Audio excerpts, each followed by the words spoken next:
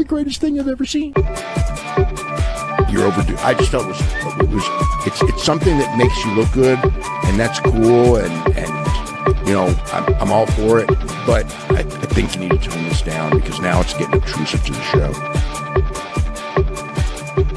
But they can go in the afternoon for a U.S. Hold show, on a second. as they did there, and Dave? they can do 180,000 buys for an afternoon show, which they've also done for All In. So okay, we hold know on. they can do. We know they can do big. Can I continue this before you cut me off? We know one thing. Yes. We know it might have done well because it went on first. I'm not saying it would. Here's my thing, Dave. But here's okay. Wait. Okay, here's the thing. Oh my God, it's the greatest thing I've ever seen. I mean, it didn't mean anything to me. It was just a match. That's the problem, Dave. It should mean something to you. Give him a quick squash win just to show that, like, you know, he's not a loser.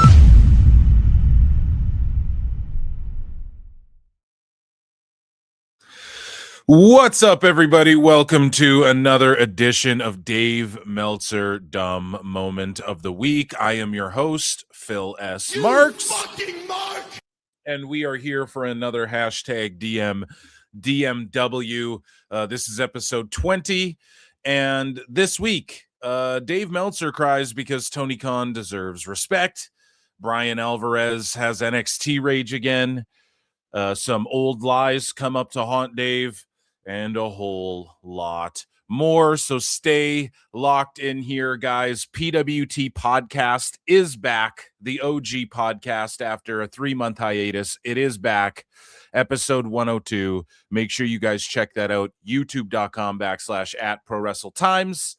And make sure you check out Patreon.com/ProWrestleTimes for bonus episodes of Dave Meltzer. He had a Cuervo with him the whole time, too. So, ladies and gentlemen, I want to see some flutes in the chat because without further ado, it is time for everybody's favorite segment turned show, and it is called Dave Meltzer's Dumb Moment of the Week. We're getting them.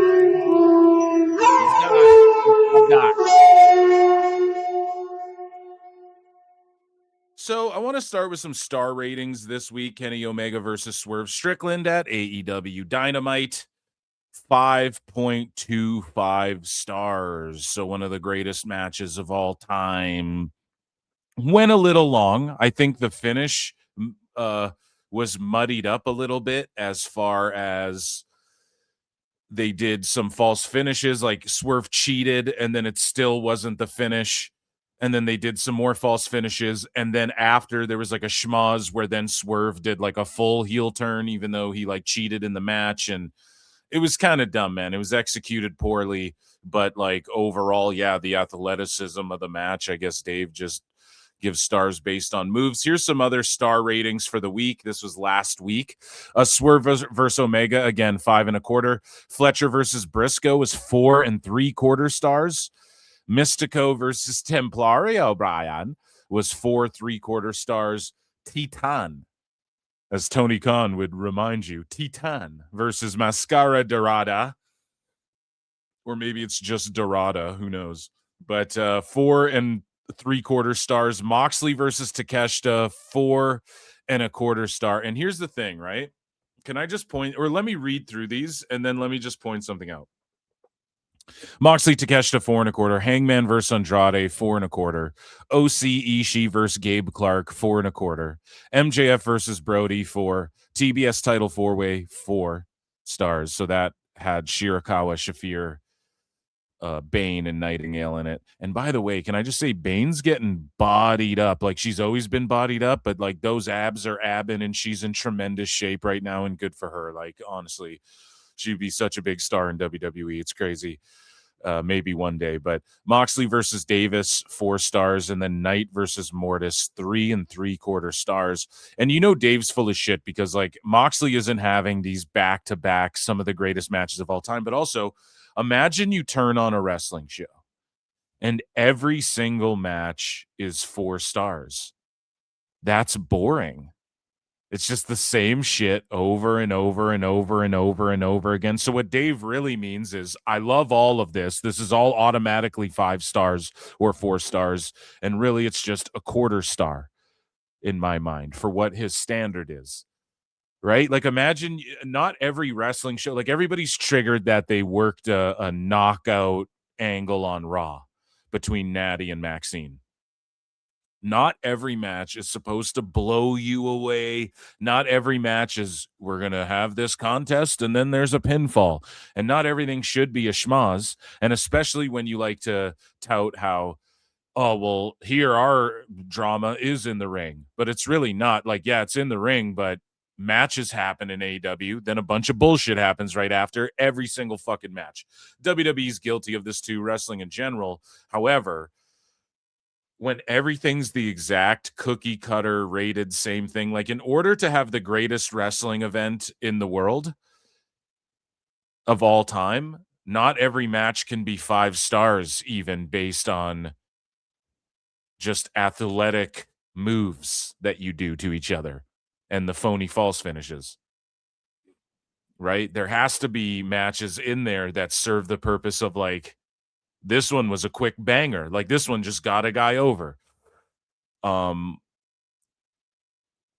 even factoring in, the fact they're in front of like 2,000 people at the most at a lot of these places. Like, currently, what's the narrative this week? Dynamite sold out. They sold out the setup. It's crazy. They're doubling down. The Sickos and Dave and their ilk are doubling down on the fucking, oh, the attendance is too sold out. Bro, years ago, people stopped caring about quote unquote sellouts because it's the sellout to the setup. Literally, Dave is running a campaign and the Sickos are running a campaign right now that WrestleMania is in trouble, and then saying Dynamite sold out when they were in a 12K, 11K seater and sold a little over 2,000 tickets before the show. The day of the show was at 1,900 or whatever. A sellout.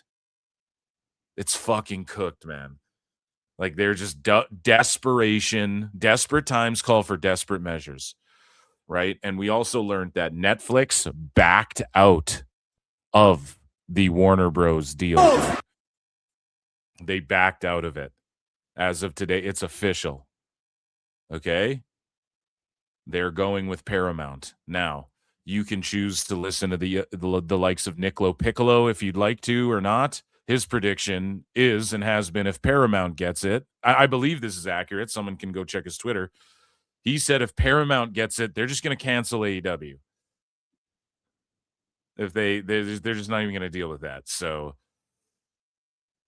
maybe that's inaccurate. I don't know, Lex. I don't know. None of us really know, but it's a bold prediction nonetheless. And Netflix backed out, so it seems like Paramount is going to be home of the UFC and AEW. No, dude, they're going to cancel that shit. They work with TKO in the UFC and stuff. It's just not going to end pretty, I don't think. And it's desperate times. All the hype's around Mania. No one gives a fuck about Revolution or any of this shit they got going on. So Dave has to just desperately dole out these fucking stars and just make these lies, push the narrative of sellouts, man. Like, what the fuck? What the fuck? WWE fans have been eating it because, dude, they're doing these massive sellouts. When you say that, people go, what? They're not actually selling out. They're selling out the setup. You think it's actually sold out? Tickets distributed. Like, people want to try and break it down on that technicality. When it comes to, like, okay, this place has seated 15,000. WWE did 12,000 in the building, and they said it's sold out. I mean, that's pretty well a sellout.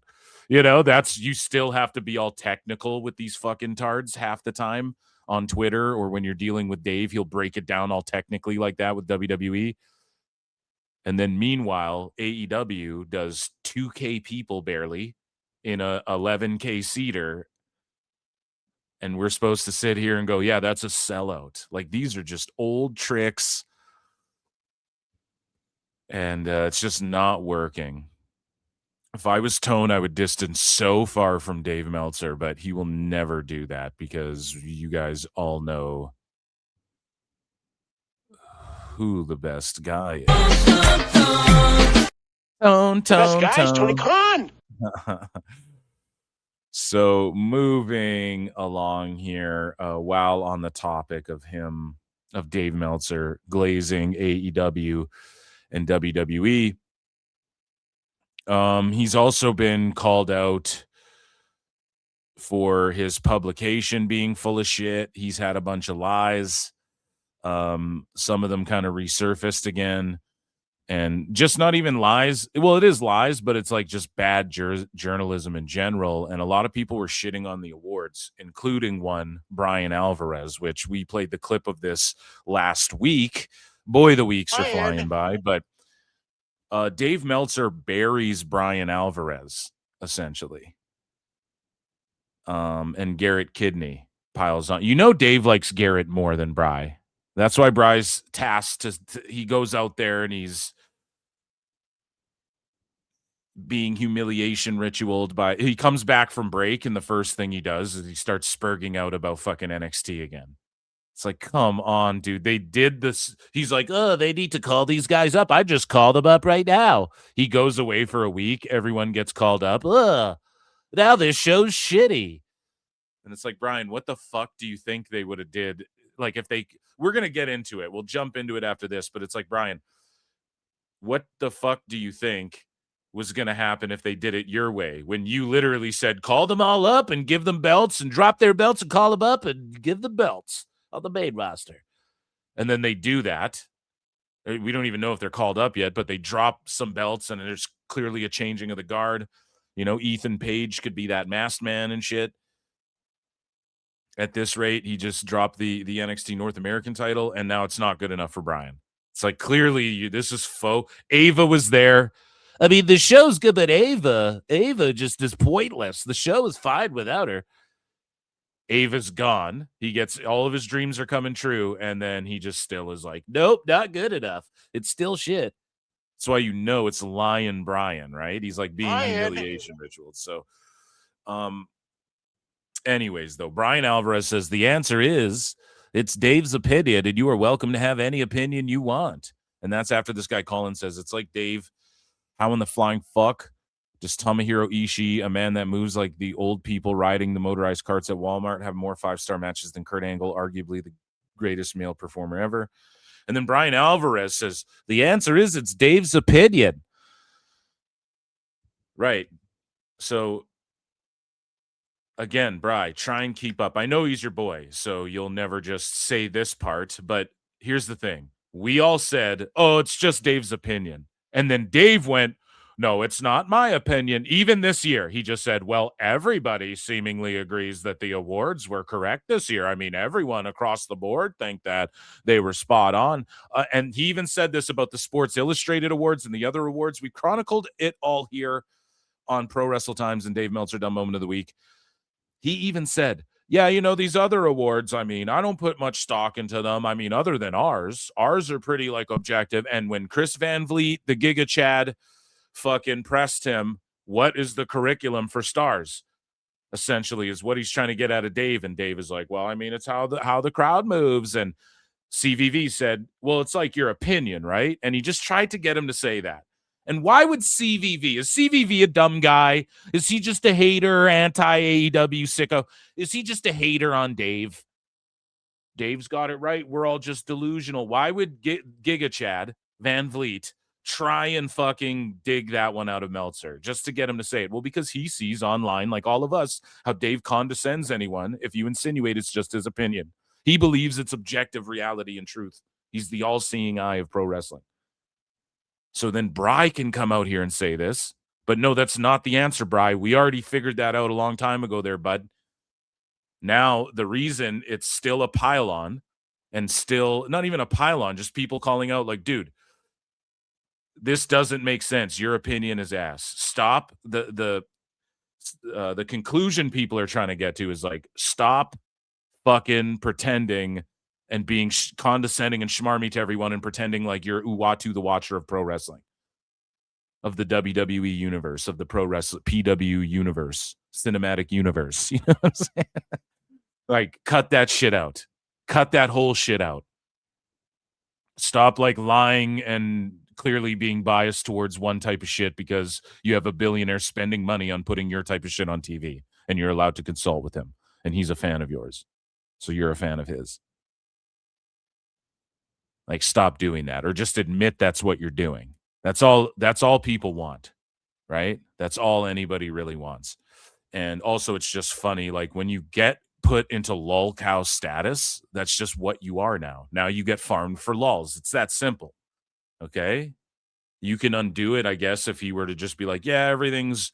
If Dave was like, yeah, I've been paid this whole time, I'm a shill, I'd throw a fucking parade.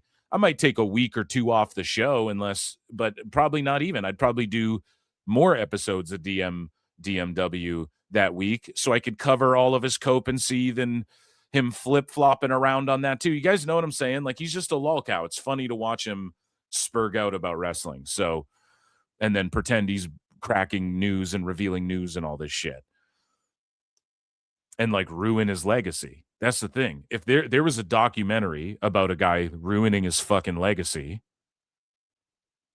everyone would be like, man, what compelling, riveting shit. But because we're doing it in real time, because your boy Phil's doing it in real time, people got a problem with that. Robbie Fox from Barstool has a problem with that.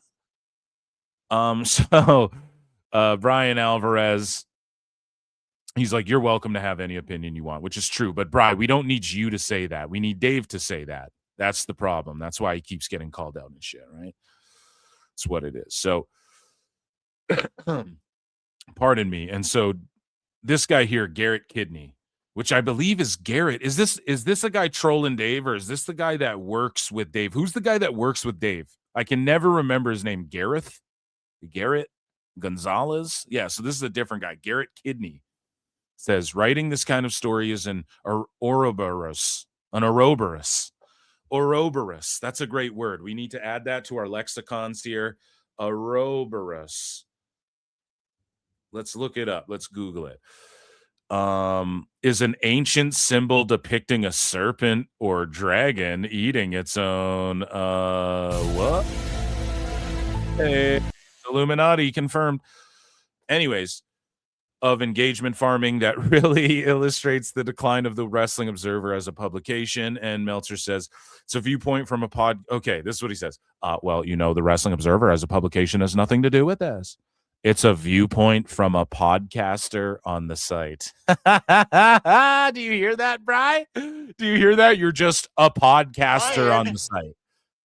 You're doing all that fucking, you're doing all that getting off on fucking the faux outrage, and we're going to say getting off and doing the splits, the things that have been said about Gail Kim, which we're going to get into in a bit with what Dave said about Gail Kim and the way him and Kenny just talked about her so disgustingly. So you're doing the splits for Daddy Dave, just using their, hey, just saying what they said about other people. Sometimes in life, you got to be a hoe.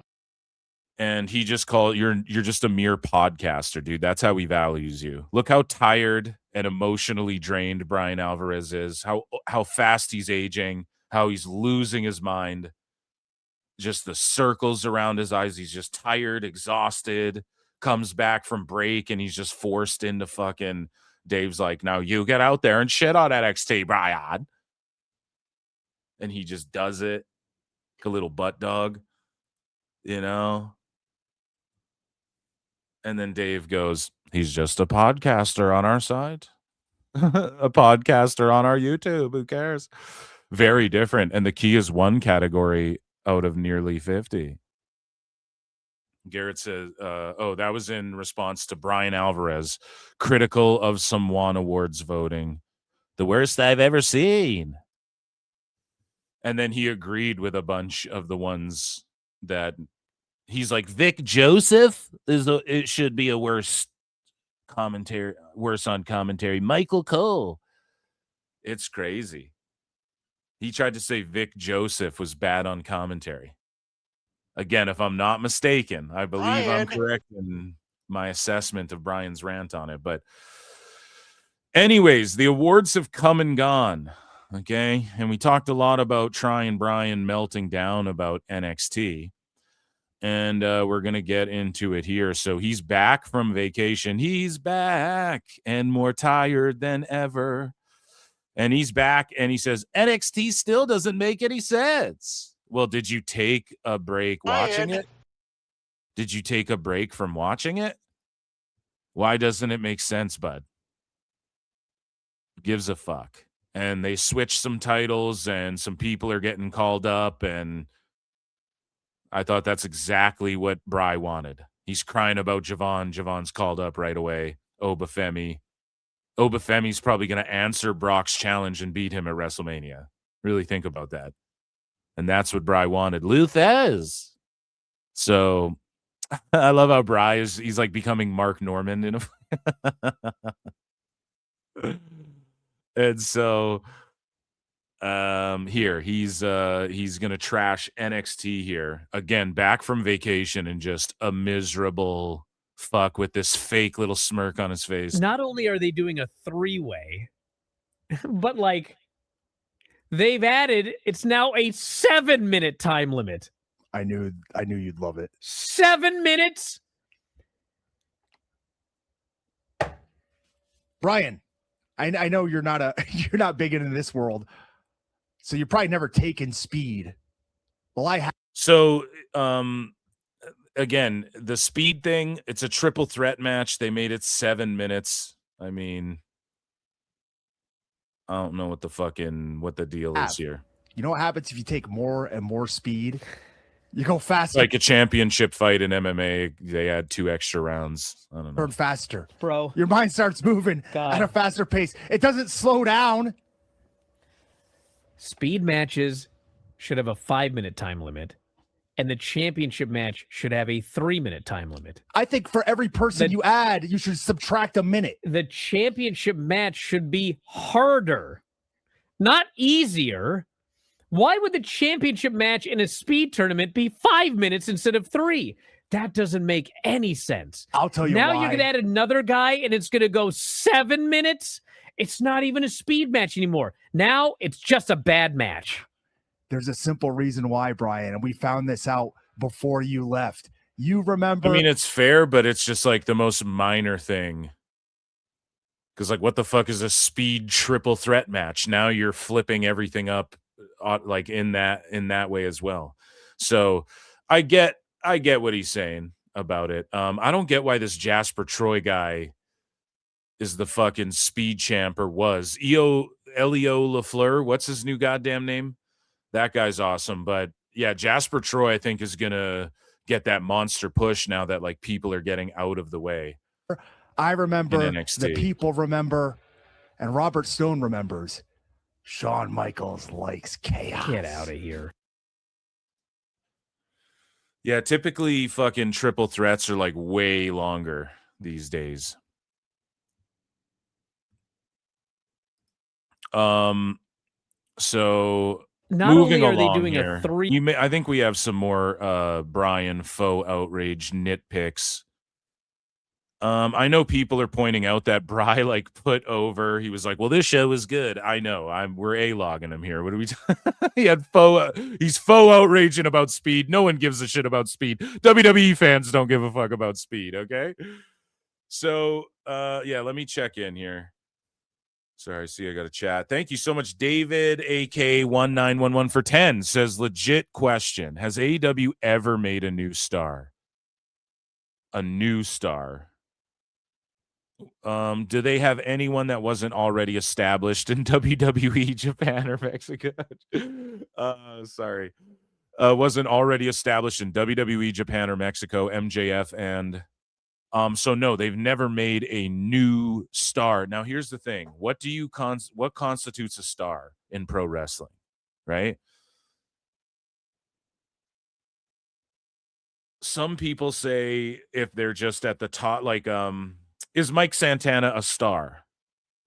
He's on top. He's a star in TNA. He's a star for TNA. He's one of their top stars. But like in the grand scheme of pro wrestling, is he like a top star? It's a debate.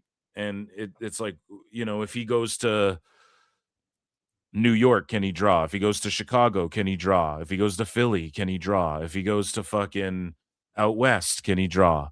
If he goes up to Canada, if he goes to, you know, that's, I think that means star. Like if Roman Reigns pulls up to any town, it's a big deal. Roman Reigns. So, or even like a Rhea Ripley, Io Sky, those are top stars for sure. But if we're talking like top star for AEW, yeah, I mean, you have MJF, you have guys like Hangman that people didn't really know.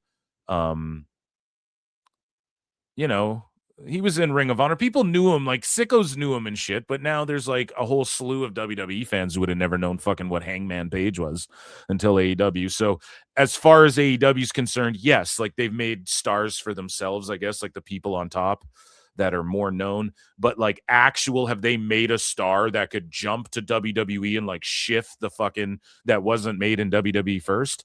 No, maybe you could argue Cargill, but who made her a star, WWE or AEW? She had a great run in AEW, but was she a star? She was one of their stars, but was she a top star? I don't even think she's like a top star now. She is technically because they gave her the belt. You guys get what I'm getting at. But it's a great question you pose, and no, I argue they haven't made a fucking star other than MJF is a star. But I'll say this. And again, I'm not trying to diminish AEW, but if that guy pulled up in TNA and was grinding there the last 2 fucking years or whatever, or 5 years, whatever you want to, he would have Shawn, is that the right word? He would have shined through. Shawn Michaels. He would have fucking shined through. Like he would have risen to the top. It's fucking MJF. Any company you put that guy in, I think he's going to rise to the top. And we'll really see when he goes to WWE one day. That'll really be the litmus test. But no, Tone's never made a person a star. And here's the other thing, too, that never gets talked about. And I brought it up on PWT Live Show. And sorry, I know I'm going long on the super chat question, but I love it. He's never made like an Undertaker either. Think about like Umaga. Think about a character like Vince McMahon invented. I guess Umaga's like a wild Samoan, so I guess whatever. Maybe that one doesn't count because that's always worked. But he's invented characters. He's taken a guy, Mean Mark Calloway, and then been like, okay, we're going to repackage you in this gimmick. And then he took Cactus Jack, turned him into Mankind, and then fucking Mankind's a star. Not only is Cactus Jack a fucking star, but Mankind was like a top star. You know what I mean? Tone's never done that. Hologram and El Clone. Those are his big ideas, and have those paid off? Luchasaurus. No offense, but I think he was Luchasaurus before that. And I know, and I'm not trying to like diss him because I know he's had health problems and shit, but like even that gimmick didn't get fleshed out as much as it could have when initially with the Jungle Boy run and all of that. So look at what WWE's even doing with Penta. Like Penta was already a star everywhere he went. AEW we got Penta now. WWE went, well, let's take Penta and show what he can do to the masses. And let's make him appeal to the masses. Tone he doesn't even know how to do shit like that. You know what I'm saying? Thank you for the super chat. And thanks for asking that, because that shit needs to be explained more. Like people need to point that out more. Where's the good booking? Where's the creative? Oh, the storylines are great. Everyone's challenging for belts. Oh, fucking sweet. Who gives a shit? You know? So anyways, moving along here.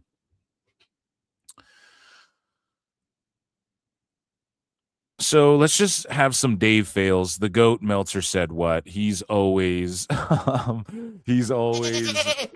Dave and pulling his card and stuff. So and one thing that Meltzer does that really upsets a lot of people beyond the condescension is he will tell everyone to go read the Observer like it's a fucking Bible. And then on his radio show and Twitter, he will just say completely different shit or vice versa. Well, he'll say read the Wrestling Observer like it's the Bible, and then he'll go and say things that he's not saying on Twitter or whatever, and he'll have like the complete opposite opinion. almost, or like argue something to a point, even though he writes some shit in the Observer. So Meltzer said what? Saying he will hedge his bets and write more reasonable takes in the newsletter. Meanwhile, all his dumb podcast quotes and takes are the social media WWE rage bait, which is true. And Dave Mosley in the Observer, the shit he writes isn't egregious as egregious as his tweets and the coping he does in his tweets, but or like what he says on his radio show, but he just like omits stuff, or he embellishes stuff, or he adds things, and it's fucked. But he says the show is 14,510 tickets out, and I think he's talking about Mania, so it's still 2,500 shy of capacity, but the secondary market is strong with nothing below 313 at press time. That's surprisingly high with so many seats still unsold, but should be sold out come showtime. And this has to do, pardon me, with the Elimination Chamber. Okay. And Dave then goes on his radio show and talks about like, oh, well, they're not sold out in Chicago. So they're not sold out in Chicago. I actually had somebody who's in the business from Chicago who, oh, I know someone. He lived 3 doors down from me. I'm here without you, baby, but you're still on my mind, Bryan. And, wrote me this morning and basically just said, he wrote me this morning because he sent a fucking Falcon with a letter. Okay, well, I thought like, hey, this thing would sell out. You got Punk, you got the Chamber, WWE pay-per-views are hot. People are willing to spend a lot of money. And basically the guy was saying that like, look, for one ticket in the 200s, it's going to cost me like $658, I think, some number in that range, right? And it's just like, it's just not worth it. Now, the one thing about Mania, what's not worth it? So then he just shits on the product. It's not worth it. Okay, but like Tone was charging $200 to, there was like $400 seats and shit when they're trying to go to Australia. I think maybe that was like with a package included or whatever. Or maybe someone was buying a couple tickets, but they go to Australia, they're charging up the ass, then they have to do free upgrades. Is that worth it? Come on, man. Which I wrote about in this issue is, they did that 25% off weekend and they didn't move any tickets. Yeah. Dave, you do 50% off all year long and you don't move any fucking newsletters, buddy. You're going back. That's so it's like, even 25% poor off people don't like AEW, but you take 25% off. They didn't move any. Now all of a sudden, look, they're still going to end up with 50,000. Now all of a sudden, look, now all of a sudden what, Dave? Now, and then he goes, look, they're still going to end up with this. Now all of a sudden, what? It's going to sell out all of a sudden, or are they still selling the fucking Chamber and Mania and all of these things? Like, people don't get it too. They're like, oh, they haven't announced any matches for Mania. Yeah, because the Chamber is like a major event that they can take to Australia and do 50,000 people. Like, the Chamber's a huge event now, and it comes before Mania, and everyone's TikTok brained and fickle now. The news cycle's like 2 days. 2 days, and the Epstein files are just being fucking, everybody's forgot about them. You know what I'm saying? We got you get a week out of something at the most. So with fickle wrestling, where people are just getting over, like, it's overload of wrestling right now. I saw a chart of all the fucking events surrounding Mania Night 1 and 2. Thank God Mania. WWE were the first ones to go, you know what? Let's fucking move NXT to another week. Because, like, look at all these events surrounding Mania. There's like 100 of them. We'll go over the chart on the live show. But they need to sell the Chamber first, and then they'll just start announcing and then in storyline, the Chamber's pivotal to 2 world title matches. So you'd think for WrestleMania, even in kayfabe, you'd want to like prioritize figuring out the contenders for your world titles, and then the tag and all of that can come after. It's just like in MMA, the heavyweight title gets the top billing because that's our world heavyweight championship that we need to decide. That should be a key factor in that. So I don't know, man. I think it makes sense that they kind of hold off a little bit, and it's just adapting to the times so you don't get left behind. Adapting to the pro wrestle times there. And they'll still probably say they had 60,000 people there. But Yeah, who cares? Who cares if they it's do that? it's not the end of the world, but it's also they got carried away with ticket prices because of what they can charge for UFC, and they don't see, TKOs go, look, this is what we charge for UFC.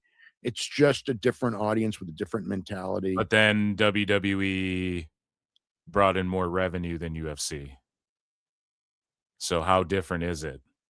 Is it just shit that appeals to the masses, Dave, and you don't get it because you're in a sicko bubble, but you're like this weird entitled fucking sociopath where you think that you're like above everyone? You're like on a fucking limitless pill 24/7 and everybody's just a plebeian below you? And I don't think you can. I mean, you can charge pretty high prices, but like you can charge last year's prices. Put it that way. I don't know if you can charge this year's prices. Yeah, I just don't know if Dave knows what he's talking about. And then here he's like, well, they're still going to sell out and they should move the last few tickets. And I mean, they're only 2,500 away. Only that amount that AEW can't even draw, but this will be good, So he says, go and read my Observer like they're not sold out in Chicago. Bible, like it's the Bible, and I'll give him credit. At least he's being more fair in the actual Observer, but I don't see the rest of the page. I'm sure there's a bunch of other bullshit down there. So moving along here, Dave Meltzer gets his card pulled by Meltzer said what again. And Dave Meltzer was kind of coping over lying about Hobbs's age. And I think that's what people were attacking him for recently, or I don't even want to call it attacking, just calling him out. So Julian Weeks, Julian Weeks is a guy who like owns a fucking car lot and is a WWE fan or something like that. And Dave will go back and forth with this guy, quote tweet him, quote tweet screen grabs of him, call him a fraud and all this shit. He's just a guy with a Twitter and an opinion. He's not called Pro Wrestling Weeks or anything like that. He's just a WWE fan. And he slings cars for a living. You know what I mean? And Dave is so triggered by this, like, everyday average American who fucking, like your regular dude who's got a family and rolls his sleeves up and gets to work and he's a fan of WWE. So he comes with sound opinions and he calls the sickos out on their shit who attack him with all this racial shit and constantly go at him, and he takes shots at AEW, but it's hard not to. Like when you're just like standing what you stand and then people just come fucking for you constantly. And that's unfortunately what the sickos have unleashed. Like they went so hard that now there's a bunch of wackos out there, and I've coined the term wackos, and they fucking go nuts on the AEW. You can't post anything pro AEW now because people fucking shit on it. And it always will counterbalance that way. And so Dave is so triggered by this Julian Weeks guy, but meanwhile, it's like Alfred Konuwa, Phil Marks, anybody else who calls him on his shit, and he just, when Niccolo Piccolo was calling him out, he just like ducks out and pieces out and fucking block or will talk past them or mute them. Will he won't like engage them. He went on his message board, just don't even talk about Nick anymore. So he's just going at average, everyday dudes instead of like his peers or people who fucking, I don't know, present themselves as like a knowledgeable in the field or whatever the fuck. Not that Julian Weeks isn't, but it's just a matter of like,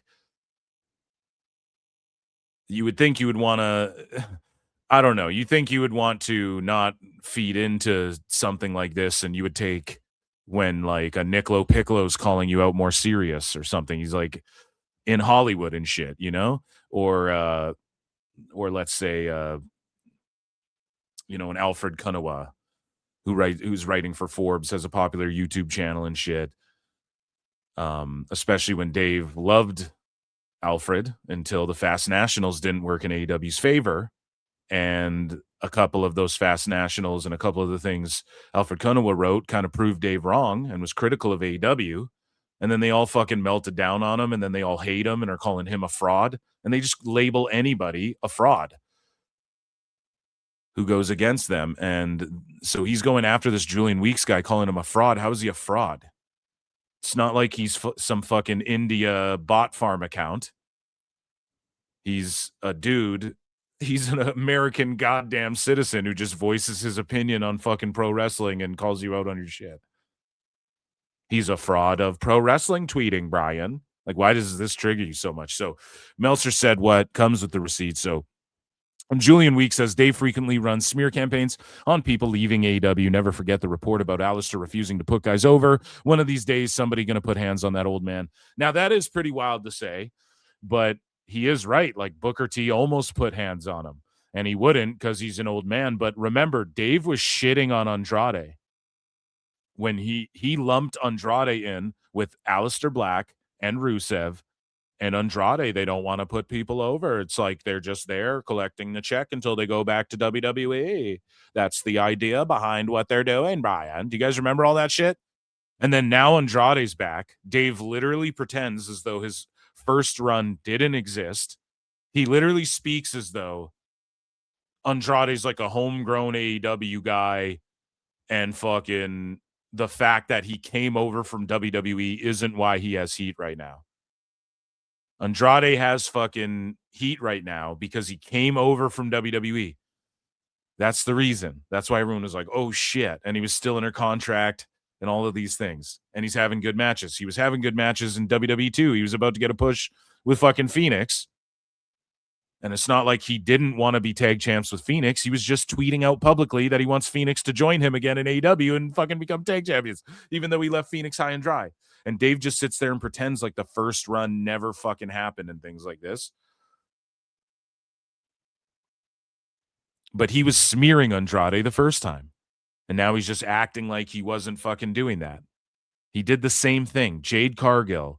Anybody who opposes Tony Khan. So Julian says, one of these days, somebody going to put hands on that old man. Melissa Martinez says, isn't it convenient that the Will Hobbs, now known as Royce Keys report, comes out right as he joins WWE? LMAO. And then Dave goes, printing somebody's age, just like I do for every wrestler released and most signed, being designated a smear is paranoia so far any rationality. And Dave does this like elitist thing, like, what do the elites do in the world? You're just paranoid and shit. And then it's like, Epstein files. Oh, shit. Why aren't people talking about, you know? But it's like, okay, are we really being fucking paranoid, or is it just we're identifying your bullshit? It's not paranoia. And again, Meltzer said, what's like, then why did you not correct your mistake? Or are you a pathological liar? Like, why did you not catch yourself writing 35 before and going along with it until you knew you could just put a 41? Dave knows what he's doing. He knew what he was doing with that shit. And yet he calls other people frauds and shit. It's like, look at what you do. And speaking of him getting hands, so we talked about and Dave being a fraud. Like, he's about to lie right here too. And he's about to fucking talk shit about Charmel and how she would have got hands. So maybe actually I'm with Julian Weeks. Say that shit because he's saying that about fucking Charmel, the queen. The queen! And so Dave Meltzer tells the story, and I wish we had this last week, but this is his side of the story of the Booker T fight on the Jericho Cruise. So he tells his story of his confrontation with Booker T and alludes that his 63-year-old cousin Sherry with cancer would have kicked Charmel's ass because of her kickboxing background. Oh my God. Oh my God. It's the greatest thing I've ever seen. Oh my God. If something happens, control of your man. So now she's pissed. Okay. She's really pissed. She storms right after her. Okay. And now I'm thinking. Okay, hold on. Let's back. I already got to do a rewind. Hold on a second. Who's he talking about? Who's someone storming somebody? And if he's trying to put his cousin over, she would have whooped Charmel's ass. We actually had things under control. I could have taken Booker T. He's gonna do, dude, you got bitched up, and now you're gonna do the, oh yeah, you walk away. You know when a guy's like a little puss and then everyone gets in between? Oh, fucking, yeah, man, you get out of here, walk away. And you're just trying to be the bigger person. Like, yeah, I'm just going to fucking. Everyone's been in that situation or seen it unfold where you're like at a bar, people are fucking, you might get in a little tussle. And then you're like, okay, I'm going to be the bigger person here. Like, it's not worth it. And then fucking, yeah. And then the guy starts acting tough when, like, you know, you could have fucking just choke slammed him. And that's what Dave fantasized. I would have Canadian destroyed him, Bryan.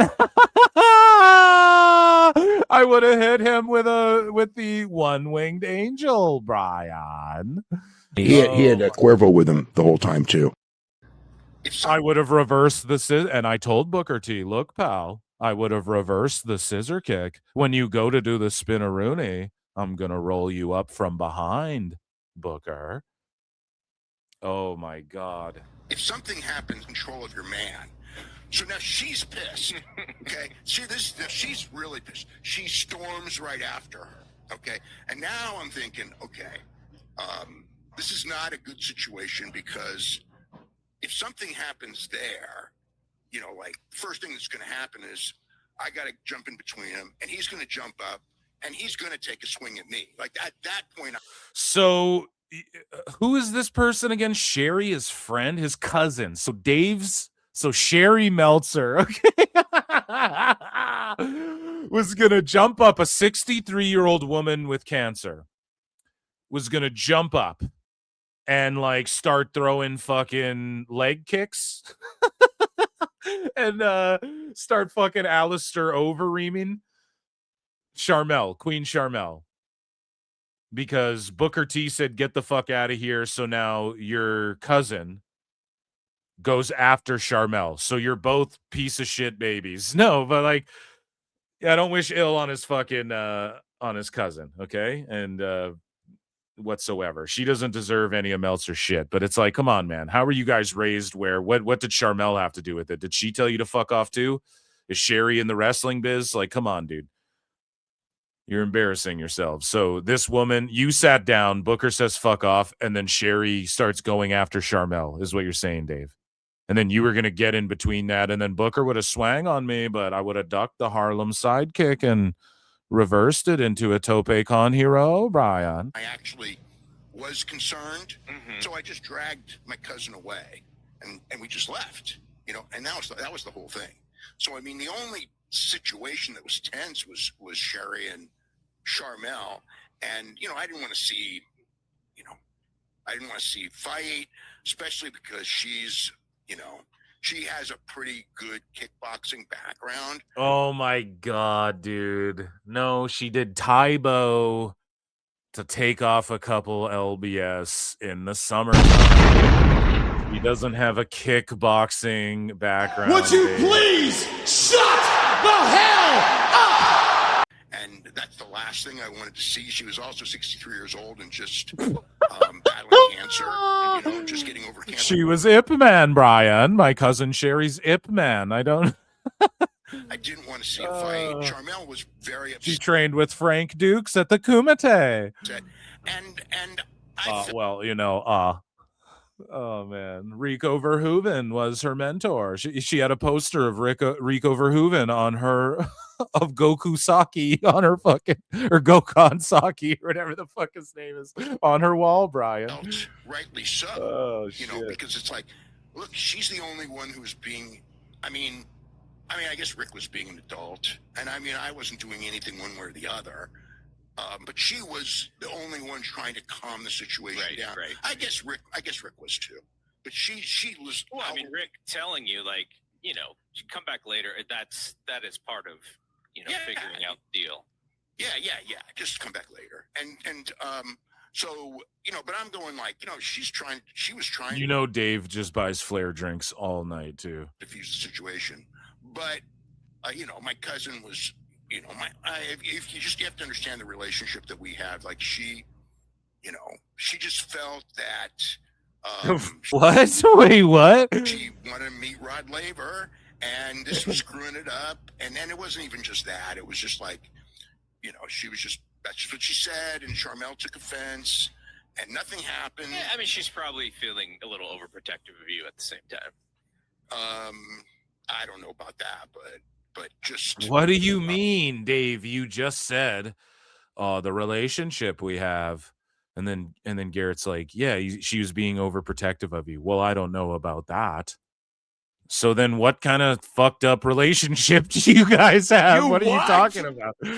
Like, because I thought you were alluding to that the relationship, you guys are really tight, and so therefore she'd be protective of you. And Dave's like, well, I don't know that she was being protected. I didn't need protection. That's why the thumbnail's the thumbnail. I don't need protection. Only Tony Khan needs protection. Holy. You know, she has a lot more of a temper than I do. I mean, I don't care. I didn't care. It wasn't any big deal until that moment. So basically, Booker T tells the story, a completely different story, where he just bitched you up and told you to fuck off. Now you're saying that your cousin is temperamental and fucking freaked out and made it a scene to where Booker had to tell you know what I mean? You're just passing the heat off like he does with his bad journalism on other fucking people and other things, doesn't take accountability. If something happens, or you're just revealing some other shit that your cousin. So not only did you pull up and no one wanted you there, but then you brought your hot-headed cousin who started shit with Queen Charmel and you almost got a smack for it. Like, come on, dude. Dave's a fucking moron. Ugh. So, speaking of Dave just offending legends, and he said bad shit about Gail Kim. He's done it in the past. And so Gail Kim says, when Dave Meltzer offers to send you, and this is a few days ago, when Dave Meltzer offers to send you a newsletter of his to show his credibility. I may have peed a little. When Dave Meltzer offers to send you a newsletter of his to show his credibility.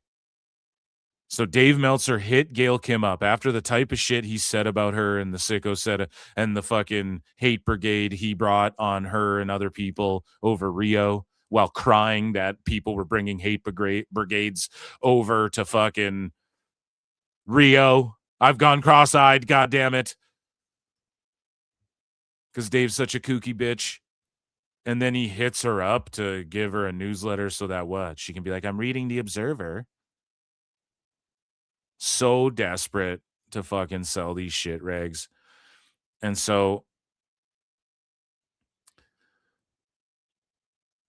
there's a follow-up here with the Gail Kim stuff. So Meltzer said what? Post this. Dave Meltzer, a drunken ex-girlfriend, Hulk Hogan, Arsenio Hall, a banana, Paul Heyman. You guys know the famous Dave Meltzer banana story. If you don't know it, go back and find it. It is Dave Meltzer's story about his ex-girlfriend and smushing a banana in her face, and it's all he could think about all week, and I'm not joking. Some of the past Meltzer shit, before he realized everybody was going to call him out on his shit, is some of the best stuff ever. And call him out for these ridiculous fucking stories he'd tell on the air. Some of the best content ever. Make sure you check it out. So Meltzer said what? Post this. A screen grab of Dave arguing with one Bill Phil, who says, you must feel a tremendous betrayal when a wrestler or talent you helped build up throughout the years. He's saying this to Dave. It's not Dave's job to build talent up. I put Swerve Strickland over more than fucking anybody for a long time in the early couple years of the show. He blocked me. Edge. I'll never hate on Edge. On this day, the rated R fucking superstar. He blocked me for me being critical of AEW or maybe one of his matches. I couldn't even tell you. It's same with Dustin Rhodes. I've never, ever done anything but put the Rhodes family over for their contributions to pro wrestling. Fucking blocks me on Twitter, let's say. Is that a great betrayal? You can't feel betrayed by that. Okay? And it's not my job to get these people over. That's the promotion's job to promote people, just like it's not Dave Meltzer's job. Now let's take it to another level. Dave is the guy who just simply chronicle. I'm just a retard who fucking A-logs people, right? I'm just a fucking dumbass on YouTube who talks a bunch of shit. Dave Meltzer's the journalist, all-seeing objective eye of pro wrestling, the star rate. He won't cop to the fact it's just his subjective opinion. He condescends everybody. He says he studies the television business, he's a master. He studied every aspect of the pro wrestling business. His literal words, he studied every aspect of it and like mastered every aspect of it. Never taken a bump in his life. All of these fucking things. Okay, over the years. And Dave just writing about wrestlers historically, writing about how many people were in the buildings and stuff, that's great, but that's never been his job to help push a narrative to get anyone over. As soon as you start doing that, you're a shill, like it's crossed the fucking line. Yes, do you want to promote and highlight and spotlight people and things like that? Yes, but it's not a betrayal if then you talk shit or lie about people or affect their friends' jobs and shit. Like, Dave doesn't get it either. You have to understand something, man. When you, like, affect someone's job by what you write about them or try and, like, lure someone over, like Javon Evans, and then fucking that could be someone's friend as well, and they could get mad at you just by proxy or think you're a dumbass by proxy. Like, that can happen too. So there's no betrayal. Dave owes them nothing, and they, well, I don't know. He owes them some fucking respect if he's going to claim he's a journalist, fair, with integrity, covering the news, being objective about it, leaving his personal opinions aside and just reporting stuff instead of doing like this faux outrage activism bullshit and allowing people to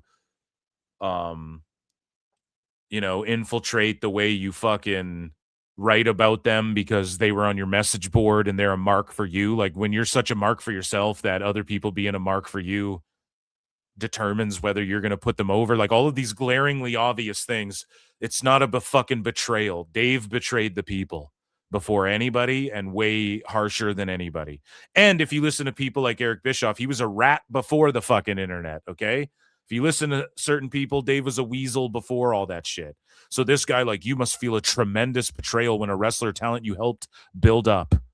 No, you're not. His job's not to build anyone up. And this is the problem with his 5-star rating. You have tards like this guy, one Bill Phil. No, he might be a good guy. But listen, you're saying that he's helped build guys up. To this day, there's people who think that Dave, when he gives people a bunch of 4 stars, that's building them up and that adds to their career and all of this shit. It's fucking humiliating. It's embarrassing. Okay? And so he says, throughout the years, and the Observer talks about you in a bad light after their career like she is. And I think talking about Gail Kim here. And so, yes. So Meltzer said, hey, Dave Meltzer, when Gail Kim was getting off on the attention, how would you compare that to when you plotted revenge for weeks to smash a banana in your ex-girlfriend's face? And so this is in response to Gail Kim. And this guy's sitting here saying, like, you helped build up Gail Kim. Like, those matches don't speak for themselves. We needed Dave's 5 fucking stars or 4 stars or whatever to tell us those were good matches. No, dude. I could never imagine having a fucking simpleton brain like that. Just being a sheep that allows that. Like, no, just because Dave wrote about it and agreed with the masses that was a good fucking match with Awesome Kong back in the day doesn't mean he helped to build her the fuck up.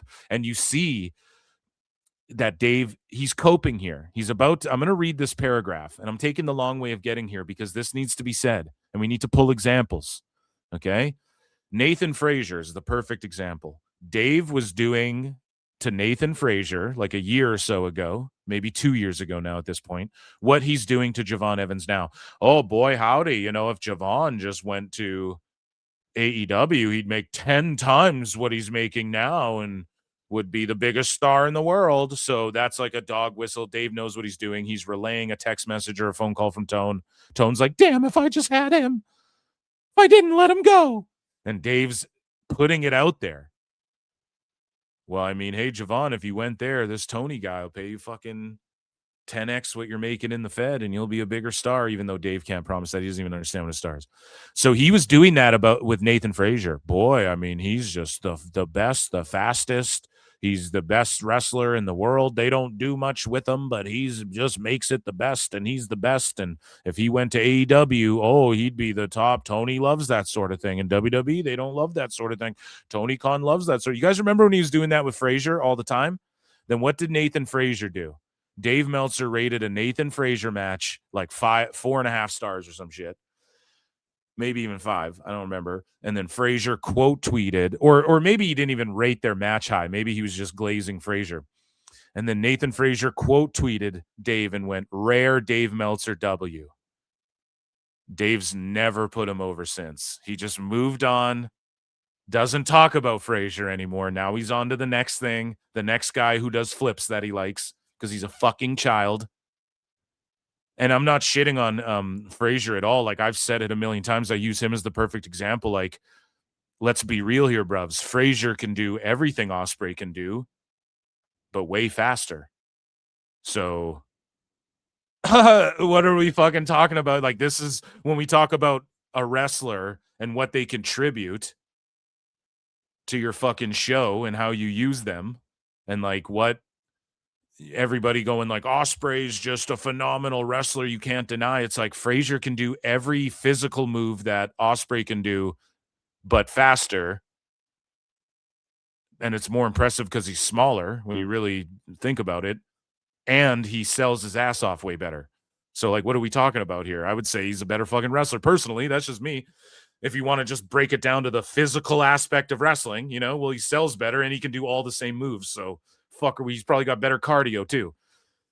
So again, Dave doesn't put fucking Frazier over anymore because the betrayal. So Dave copes, okay?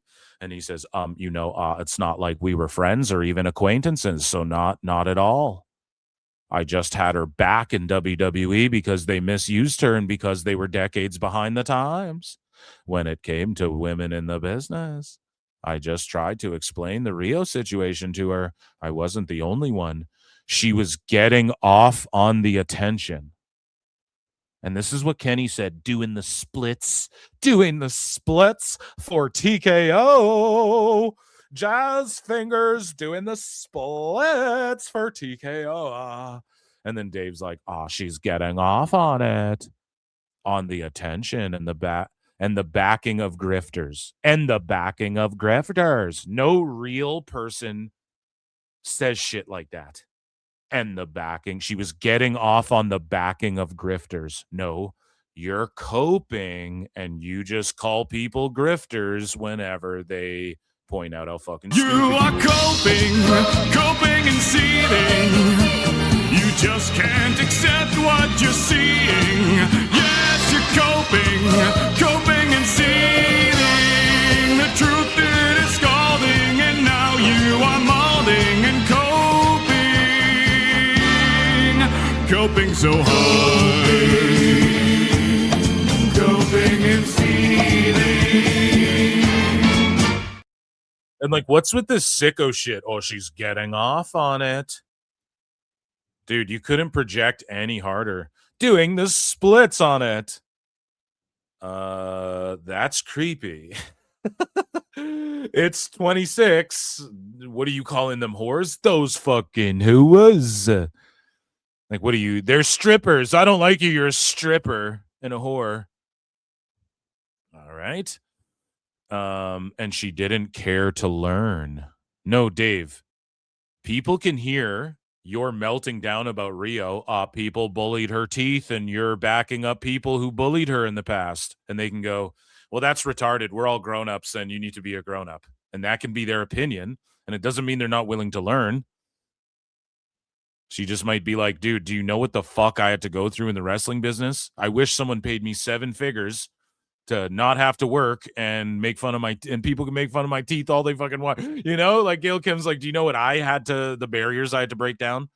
And I am leaning into the fact that she's dressed like a fucking schoolgirl, in my opinion. And I find it kind of offensive. in my opinion. That means Gail's not willing to learn and she wants to back grifters. What kind of mentally ill child says and shit like this? Who even talks like this? God damn it.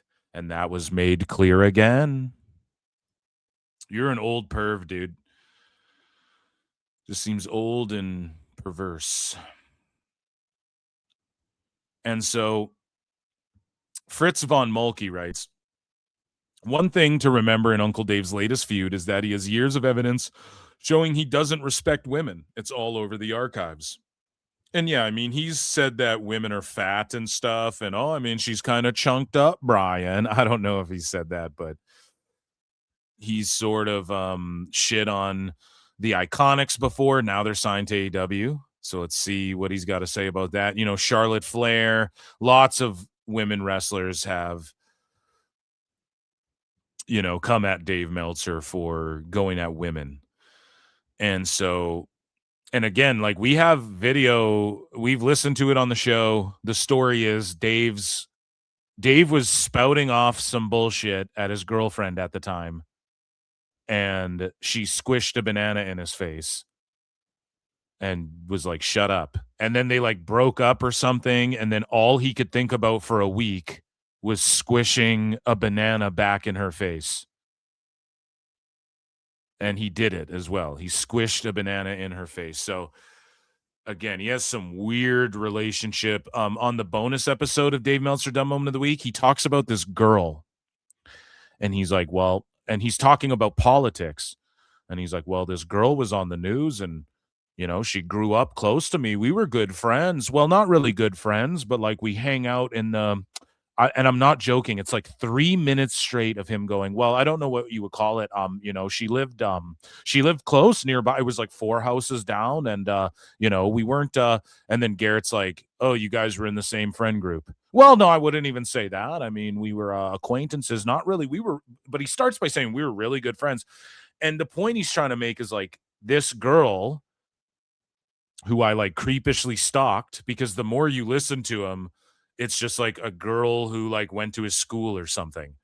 It was just a girl in the fucking area that didn't even know he existed. And he's like, we would have been friends if we were in the same friend groups. Our friend groups were like kind of in the same friend group, but not really. I'm not joking. It's one of the most insane things ever.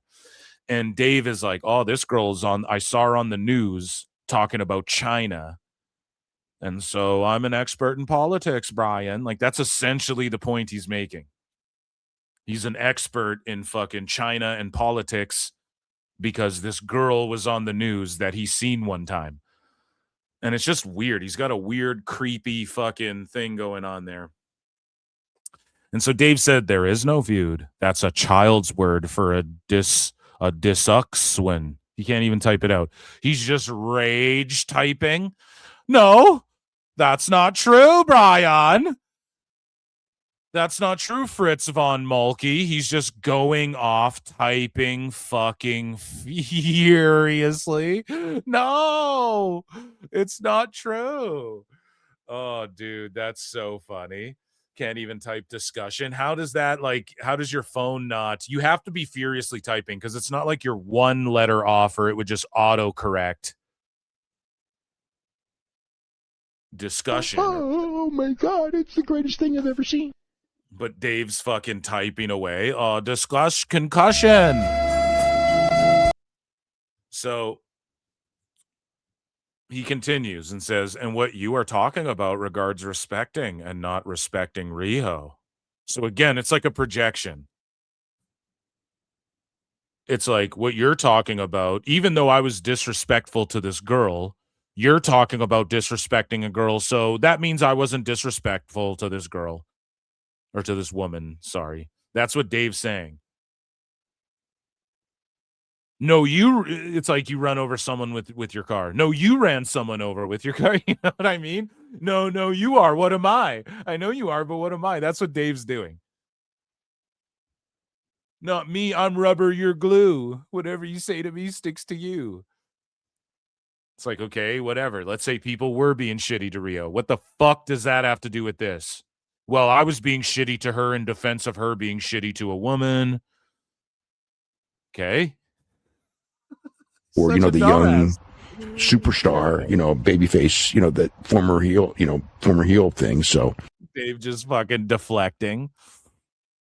So, yeah, he just says, so the story shows a complete 180 from what you claim. And remember, Dave calls him, I'm the great reflector, after I started calling him the projector. Oh, shit, that rules, man. That rules.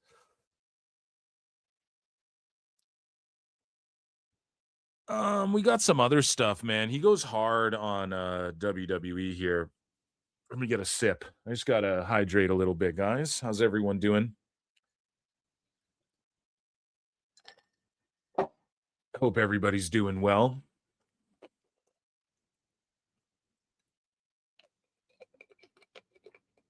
So Dave Meltzer, he melts down about WWE, of course.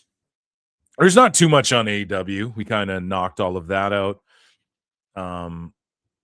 Just some side AEW stuff, not even side stuff. I guess it's all just as delicious as the entree. But here's Dave talking about AEW for a bit. Then he's going to talk about WWE. We're going to expose some of his lies and lies that were re-exposed from the past. But Dave just copes, and he talks about how wrestling's going to evolve over time, and he doesn't want to be stuck in the past. Now, this is fucking hilarious because I'm about to dismantle this shit. In 20 years, these guys, they're going to be better than Kenny Omega, and they're even going to be smarter than Kenny Omega. Okay? They will. If they get, they may have to come from Mexico because, because to be that smart, you have to have your reps. And if we're working once a week, they're not going to get the reps. They may not be as smart, but they're going to be smart in another way because they're going to be studying this stuff and learning from this stuff. But anyway, that's, they better not be studying the AEW stuff, dumbass. That better not happen. Get that one for the rest of my life because it's just one of those things where I don't accept that there's the best way is my childhood. I love my childhood matches that I watched, but I don't accept it as the best way. I accept it was the way then, and I accept that what we're doing now is the way now. So here's the thing, Dave. Now I'm going to completely dismantle this. I don't think the Attitude Era is the best way either. I don't think my childhood was the Attitude Era, personally. I don't think that's the best way either, and I don't think it's good to be stuck in any one way. And I agree with Dave there, but it's like, Dave, you're stuck in a decade, 15-year-old shit now. That's what you're stuck in, buddy. The 2010 New Japan shit, the clips that would go viral and stuff, that's come and gone.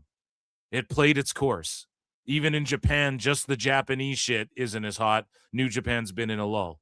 And these other feds are kind of rising up a little bit, like Noah and stuff. But it's like Dave saying this is the way now, but it's not the way now because this way's not working. 7 years ago, this way worked because Tone started AEW on the fucking tail end of the shit, and everybody got behind the revolution. Everybody got behind the billionaire that was going to put WWE on their back foot. For sure. But, Dave, you're the out-of-touch. This is 13-year-old fucking New Japan shit you're trying to do in AEW. Literally, your fans are spurging out.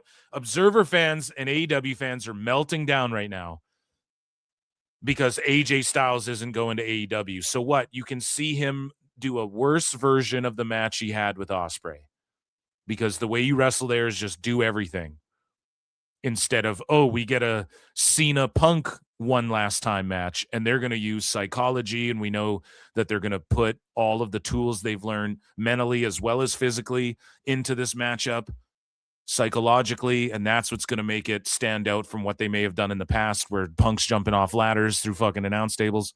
You know what I'm saying? So what is AJ going to do when he wrestles Ospreay again, like people are clamoring for? It's fucking stupid. And Dave's stuck in the past and he doesn't get it, and this is what everyone's trying to point out.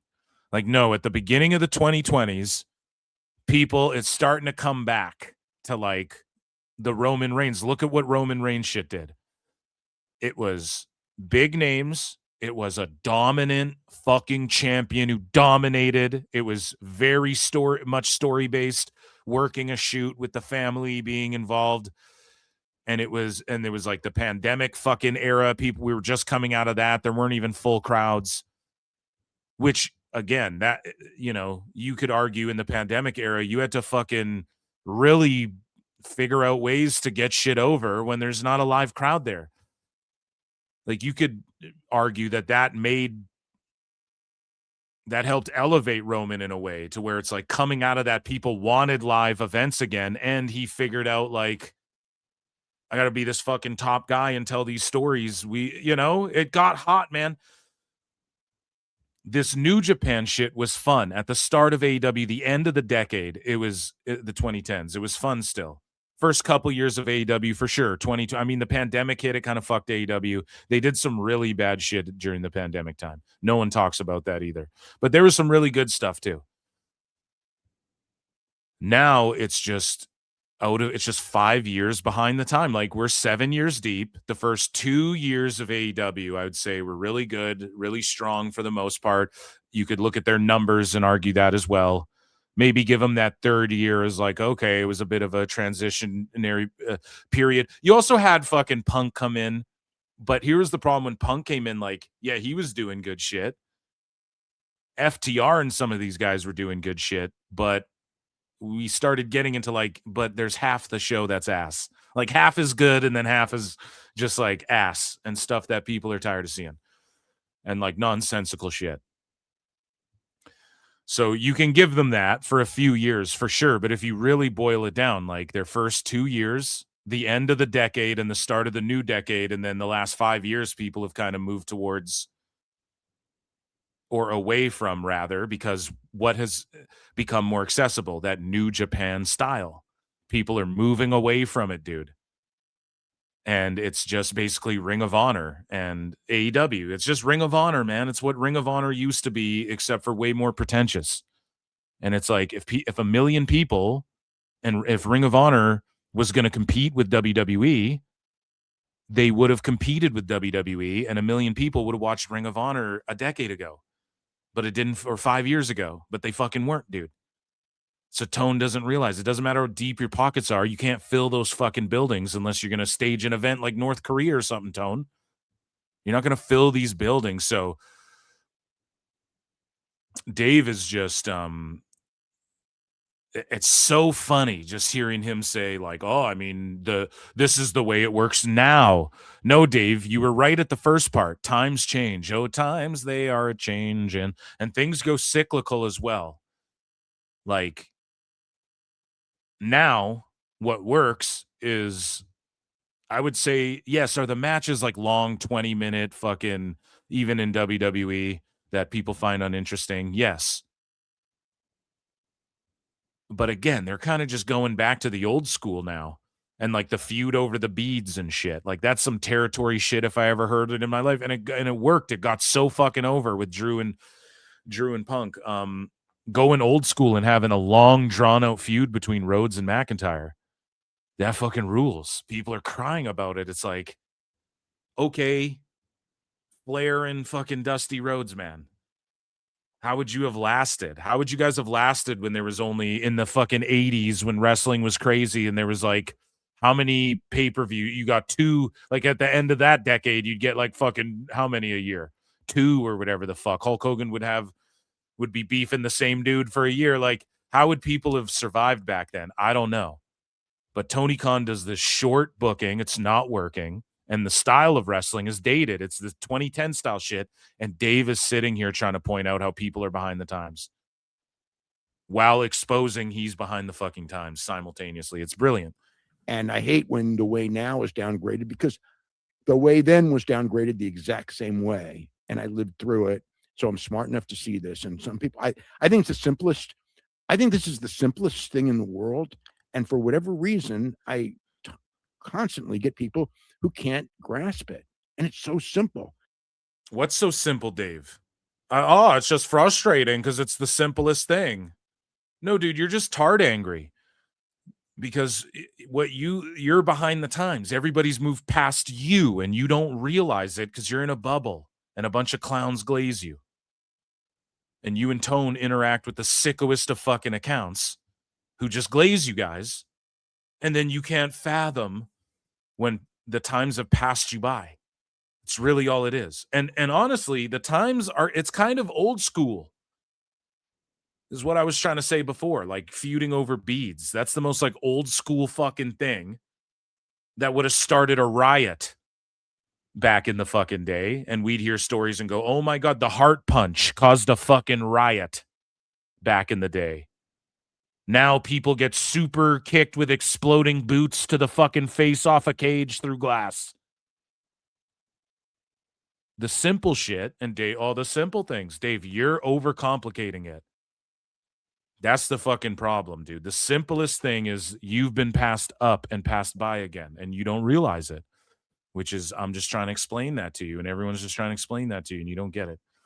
So Dave also talks about All In and how it won the best major wrestling show in the Observer Awards. And again, you look at this fucking poster and there's just like 100 fucking things.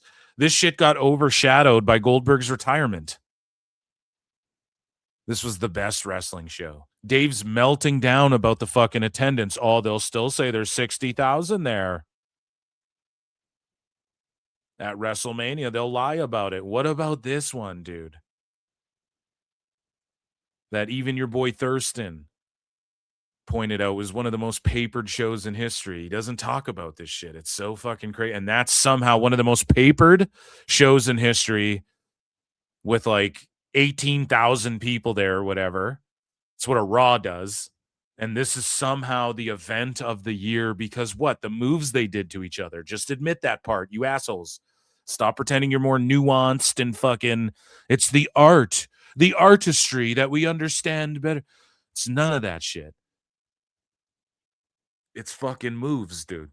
Best major wrestling show, All in Texas, won.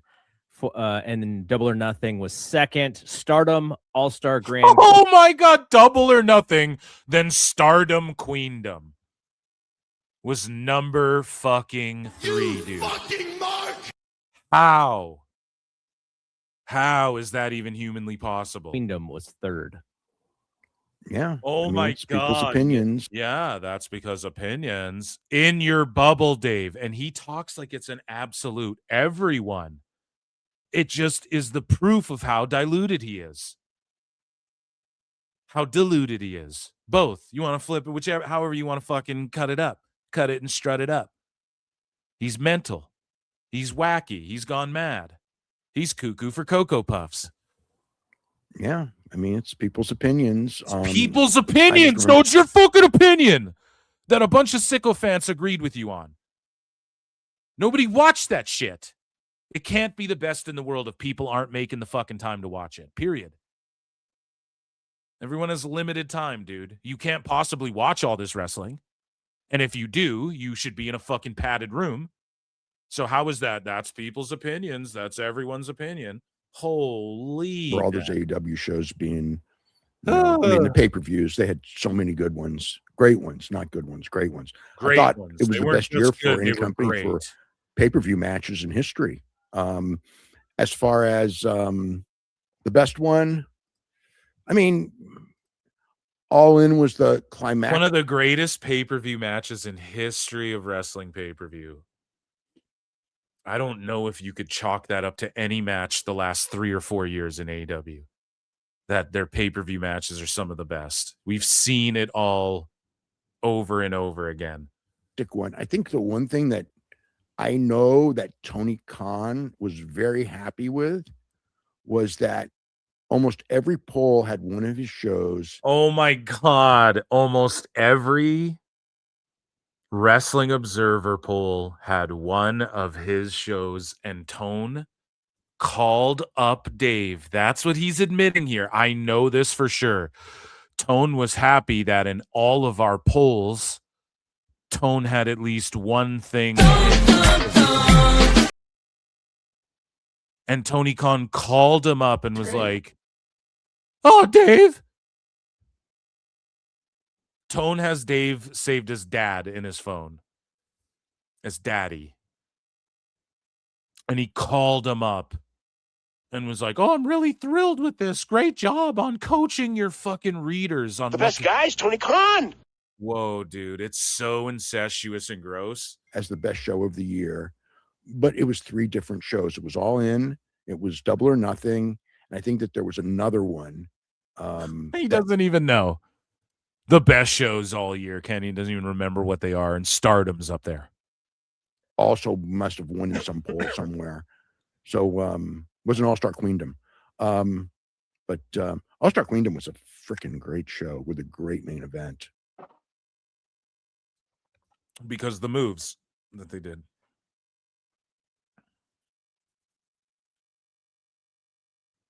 And so again, Dave just shills for AEW an account called literally AEW Bot. Bot AEW, an actual bot. You know, poor people don't like AEW. A self-admitted, a self-purported bot who goes, wow, pretty good numbers for Dynamite. Do you think we'll ever see the show hit 1 million again? And listen to what Dave's saying.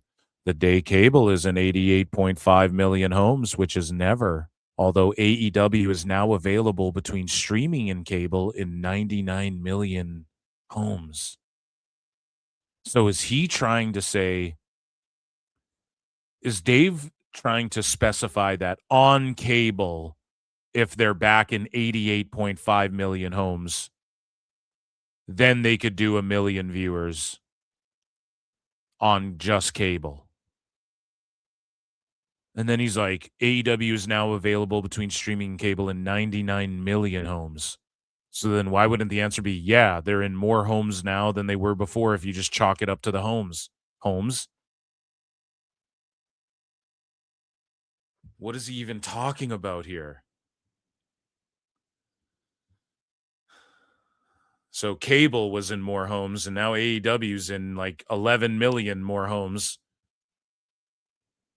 But they can't hit 1 million? It's just these weird copes, these weird spins, these weird twistings of fuck, and then him going, well, you just don't understand this. No, it's trivial. You're saying dumb fuckery bullshit because streaming and the internet exists now, and it didn't before. Fuck, man. Times are just passing you by. So again, look at how Dave Meltzer covers this shit. Bryan last Wednesday, was the most watched Dynamite since, except actually Batman. Okay, it was the most watched Dynamite since the Big Data era on Wednesday, even against the Olympics. 692K, 0.12 and 18-49. I'll have more in the daily update, but already have one warning flag regarding 50 to 54. A warning flag. I got a warning flag that, it's going to be lower this week and it should be higher. Now Dave is playing with this 50 to 54 demo and all of this shit. Oh, I mean, that older demo, it doesn't make sense. It's a conspiracy because it doesn't fit into my narrative. And so I'm going to talk about how just that demo is flawed and none of this other shit is flawed when it looks good for us. But when it doesn't look good for us, the other numbers are a fraud too. If Nielsen's such a fraud, why does Dave talk about it? One of the most watched Dynamites, or it was the most watched Dynamite since Big Data era on Wednesday. NXT beat it. 692K. And they're just freaking out. Oh, the momentum. 1,000 people in attendance. 1,800 people in attendance. It's nutty. It's pretty fucking nutty. And I heard Freddie Prinze Jr. and Jeff Dye, they were talking about like how they heard rumors that, TKO, they're gouging because they fucking aren't getting their money's worth with WWE. Blah, blah, blah. And they recorded the episode, obviously, before the news came out of the revenue that WWE brought in. And they were shitting all over it. And then they're like, even with celebrities, like with WWE, I don't know. He's just breaking down how AEW is more like, what can you do? Will you do anything? He's like, WWE used to be like that when I worked there and stuff. And it's like Freddie Prinze needs to understand that when he worked there, nobody wanted to be involved in WWE. Some of the lowest points of WWE was in that fucking era until like Punk heated things up again. You know, the Wyatt Shield and Wyatt family and Danielson and stuff, that kind of heated it up again. But there was a lull there for a little while. And like celebrities were forced to be a part of it to promote their movies. They'd guest GM Raw and shit, but they were all fucking forced to do it. Let's be honest. Most of them didn't give a fuck. Now it's handled differently in WWE because celebrities are hitting Triple H up. Why do you think he made that commercial? And this isn't being worked by a fucking commercial. Triple H talked about it publicly, and we know from all the celebrities who have publicly hit up WWE and all the football players who are tweeting and tagging WWE or talking about WWE. Yeah, I'd love to be a part of it. All the celebrities and athletes want to be a part of WWE. It's cool again. So back then, Freddie, when you were in WWE, they fucking celebrities didn't want to be a part of it. It was a fucking joke. Some of the worst eras, okay? Yeah, you did some good shit with Jeff Hardy and stuff. That's awesome, but let's face it, that was in between like the sort of resurgence and after the Attitude Era cooled off and the Ruthless Aggression Era. It was the PG era, bro. So yes, WWE was desperate for celebrities to be involved. Same with AEW. They're desperate for celebrities to be involved, so they just want you to be involved any fucking way that you're willing to be involved. Even if you're Adam Devine or whatever, Adam Devine, and you're the guy from Pitch Perfect, and you jump in the ring and raise people's hands, and that's the extent of what you do. So it is unfortunate that wrestlers can't get tickets and all of these sorts of things for WrestleMania, and they got to go out of pocket. There are wrestlers who got to go out of pocket to get people to their big PLE matches and shit like that. I agree that they're nickel and diming every inch and mile, but when it comes to like fucking what's hot and what isn't and what's a peak and celebrity involvement, and if this means, oh, the most watched fucking Dynamite, and oh, they're so cool, like TKO's regretting fucking investing in WWE, like, man, we got to stop with all this bullshit. They're making so much money. Everybody was shitting on WrestlePalooza. The numbers come out, and internationally it was like one of the biggest shows. It's fucking crazy. It might have been the biggest show last year internationally, if I'm not, like, other than I think the Rumble like crushed everything else. So I don't want to hear this shit, you know? And I like when you see the revenue come out, what the fuck? We're in the billions now. We're talking almost 2 billion they're bringing in. Like AEW's measly rating that they did a few years ago. Like if they put this number up a few years ago, people would be clowning it and going, this is not good. Now they have a little, and again, I'm not trying to take away from AEW. They put on a couple better shows for sure. This last Dynamite wasn't so good, but we need to see people stick around, and we need to see the ratings increase, or we need to see definitively that the max numbers are what they claim they are, because the attendances aren't showing it, you know, the fucking way they treat the fans. And again, man, when AEW went to Australia and shit, they gouged fans. They tried to gouge them. They're no better. If Tone was doing Saudi Arabia deals and could charge $8 billion for fucking tickets to All In, and if he could do what Raw does on Netflix numbers, he would be tap dancing and they would be all going, look, they're the best wrestling company, and there'd be no shitting on it. There'd be no fucking excuses. There'd be no coping over, oh man, AEW, can you believe that they're doing shows with the Saudis? Can you believe, look at these global numbers, they're super shitty. Can you believe that they're charging this much for tickets? Everyone would be going, man, they're the hot ticket. They're just better than WWE. WWE's too corporate, man. And you know this, and that's the fucking problem. Like Dave cheering for a 692.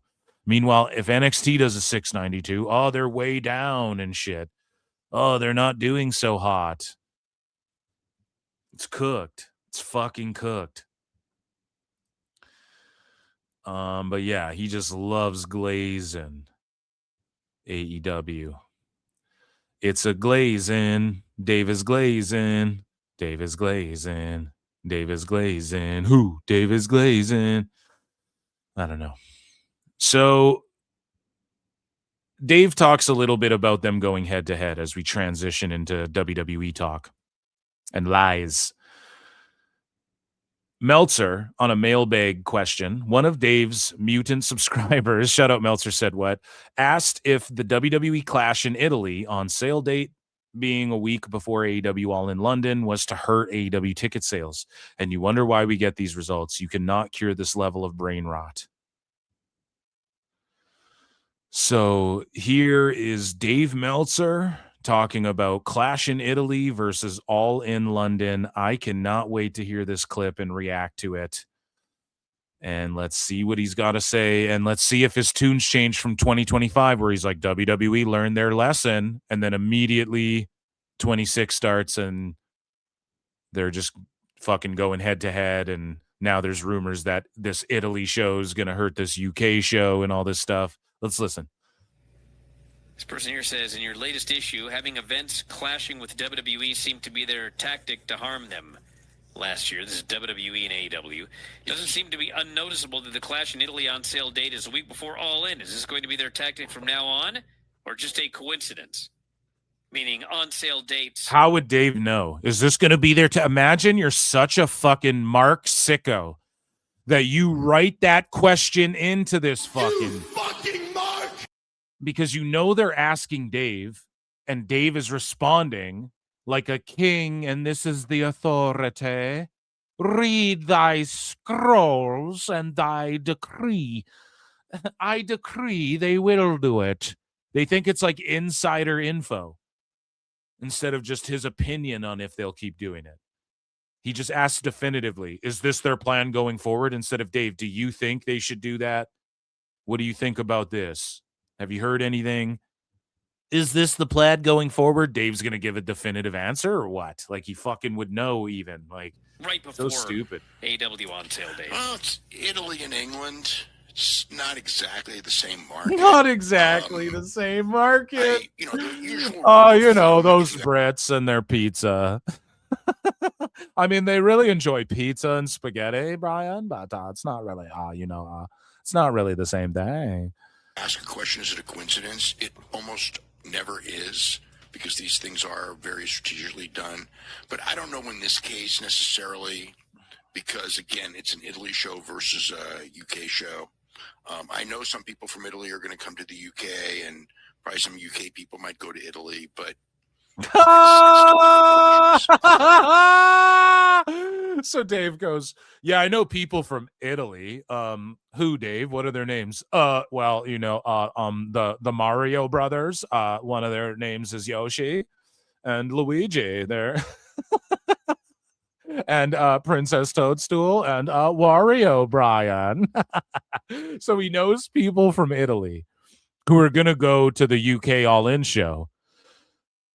But listen to how he phrases it. And I know like maybe a couple, there's like one or two people from the UK that'll go to Italy. Listen to this shit. UK show. But I don't know in this case necessarily, because again, it's an Italy show versus a UK show.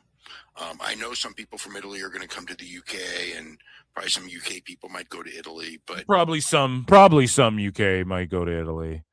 I think it's way more likely that people in the UK will fucking travel to Italy. I know people definitively from Italy that are going to go to the UK, but I'm sure some will come over, Brian, from the UK to Italy. It's like, shut up, man. It's still different countries. Now, if they go and do a show, I mean, there's obviously been rumors of a big show in Cardiff, in August. If they actually do that, that obviously is not a coincidence. All right, everybody. So it's not a coincidence then, because wouldn't the Cardiff show build up to the... Like, they're going to tour Europe on the lead up to the Italy show, more than likely. Do a couple shows around Europe like they've been doing. And so... Yeah, if they do a Cardiff show, they fucking should. They fucking should. Listen to the disappointment in Dave's fucking voice as he has to say, yeah, I mean, it'll probably be a shot at them.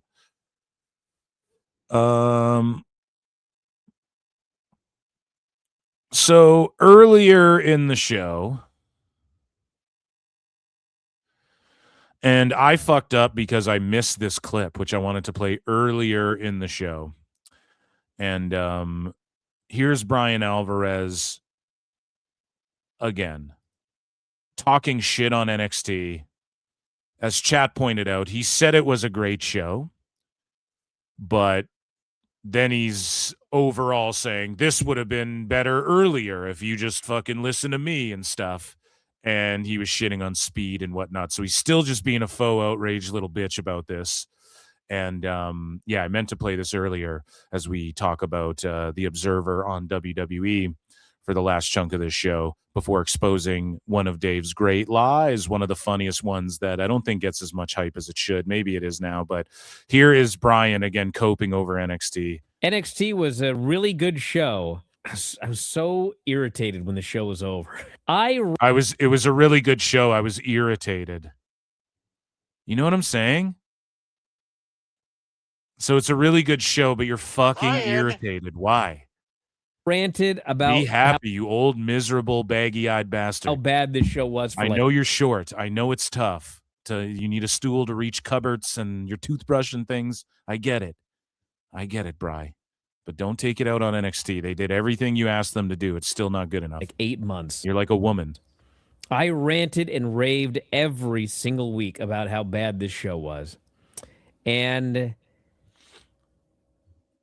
over the last 3-4 weeks, I've seen vindication.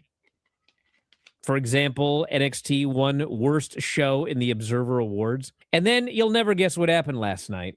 3 title changes on the show. When it was over, I just sat there and I thought, man, this all could have been avoided if you hadn't had your head up your ass for what? What's avoided? 3 title changes. Can you believe that? Fucking Dynamite just did 2 fucking title changes, and you weren't crying about it, buddy. And they did 2 on the same show, and you were all talking about how great of a Dynamite it was. Like, they just shook it up. There's nothing to avoid. I don't know what to tell you. Last year. We got to write out this long-ass storyline. There was nothing to avoid. So getting Oba and Javon Evans and shit over, you should have avoided all that, spending all that time getting Ethan Page super over, and just switched all the titles for Bri, and then everyone can go and not be a star on the main roster. I guess that's what Bryan wanted. And we're just going to go with whatever we want to do. Come hell or high water. Someone else gets over, it doesn't matter. Sammy gets over in Montreal, nah, we got a plan.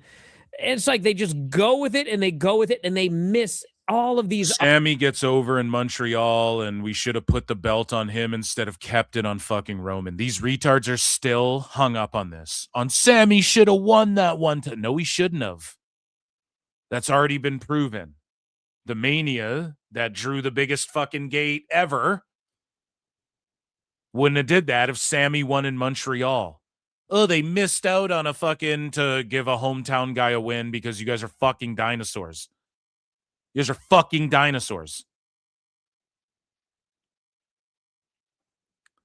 Just because they're in Montreal, and the crowd was behind the hometown guy, and then, give Sammy the win. Oh, man, more of the crowd at the Olympics were cheering for Team Canada. So, USA, man, they shouldn't have won that fucking medal. Like, imagine saying some dumb shit like that. It's so fucking stupid. Opportunities. Like, you got handed Javon on a silver platter. You dropped the ball. They handed him on a silver platter. They dropped the ball with Javon. Do you see why I don't give Bryan the benefit of the fucking doubt? Well, you said NXT was a great show. Yeah, then he shit on it. Then he just shit on it for no reason.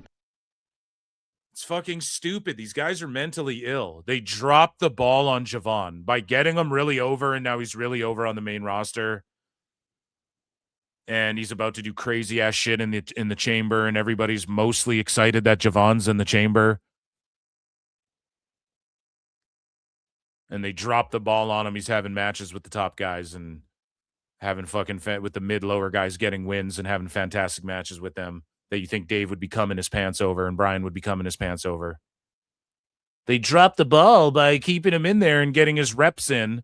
And again, Bryan's too stupid. I pointed this out on the Member Monday show. Javon has size, and the brilliance of them keeping Javon in NXT for so long is you can tell he's really comfortable and he knows how to work. Well, just throw him in there, make him world champion. No, stupid. It's about longevity. And one day Javon is not going to, he's not even grown man. He's not even 30 years old yet. He's not even filled out as a man yet. He's not even grown man size yet, fully. And he's a big kid. One day he's not going to be diving over the top rope. One day he's not going to be able to do that. And it's going to rely on the work and psychology and the fucking foundation that was built. They built such a strong foundation that the fucking house will not fall. Bryan's like, oh, just quickly rush through it. Yeah, put some boards down, put a fucking... Quickly stuff some newspapers in the walls, and let's get to the top. I want my master bedroom cooked up real quick. I want a view of the town. And then your fucking house collapses because you're a dumbass. You got handed Jada Parker. You got handed Jada Parker. Like, they didn't develop Jada Parker. Like, they didn't help develop Javon. So Tone was handed Jay Malachi, or whatever his name was. And Javon would be where he is now if he had stayed the course in AEW, because it's just a handed. You got handed. You lucked into Obafemi, is what Dave was saying. So I don't give Bryan a fucking pass. Fuck Bryan. A silver platter. You dropped the ball. You got handed Thea Hale on a silver platter. You dropped the ball. You got handed like one after another in 2025. Handed to you. Here you go. And drop the ball, drop the ball, drop the ball, drop the ball. I'm sure they had a plan. So they dropped the ball with Thea fucking Hale, dude, who is over in Chase U. And then really no one cares anymore. You got handed it on a silver platter. So none of their booking, nothing they did to put matches in place that you then saw on TV. And then Bryan makes the assertion, oh, you were handed this thing.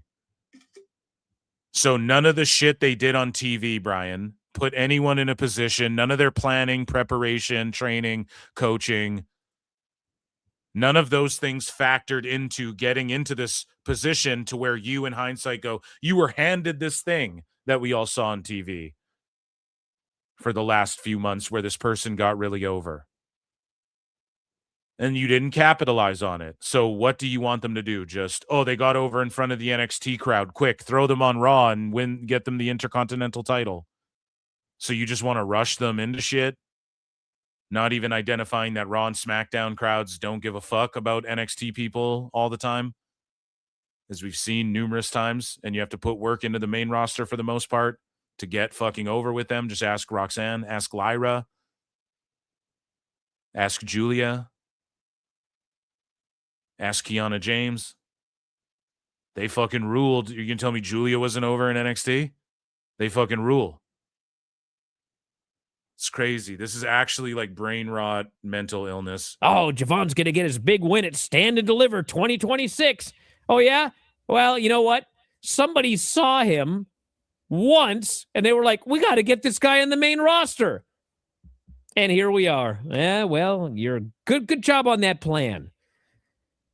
When it's time, Bryan's like, I saw him once, and I was like, get him in the main roster, and I'm right, and everyone else is stupid. Dude, your brain's not even fully developed, Bryan, so I understand that fucking you don't understand development, okay? Well, he doesn't need to be developed. We saw him once, and he could do that flying cutter. Why didn't you make it as a pro wrestler then, asshole?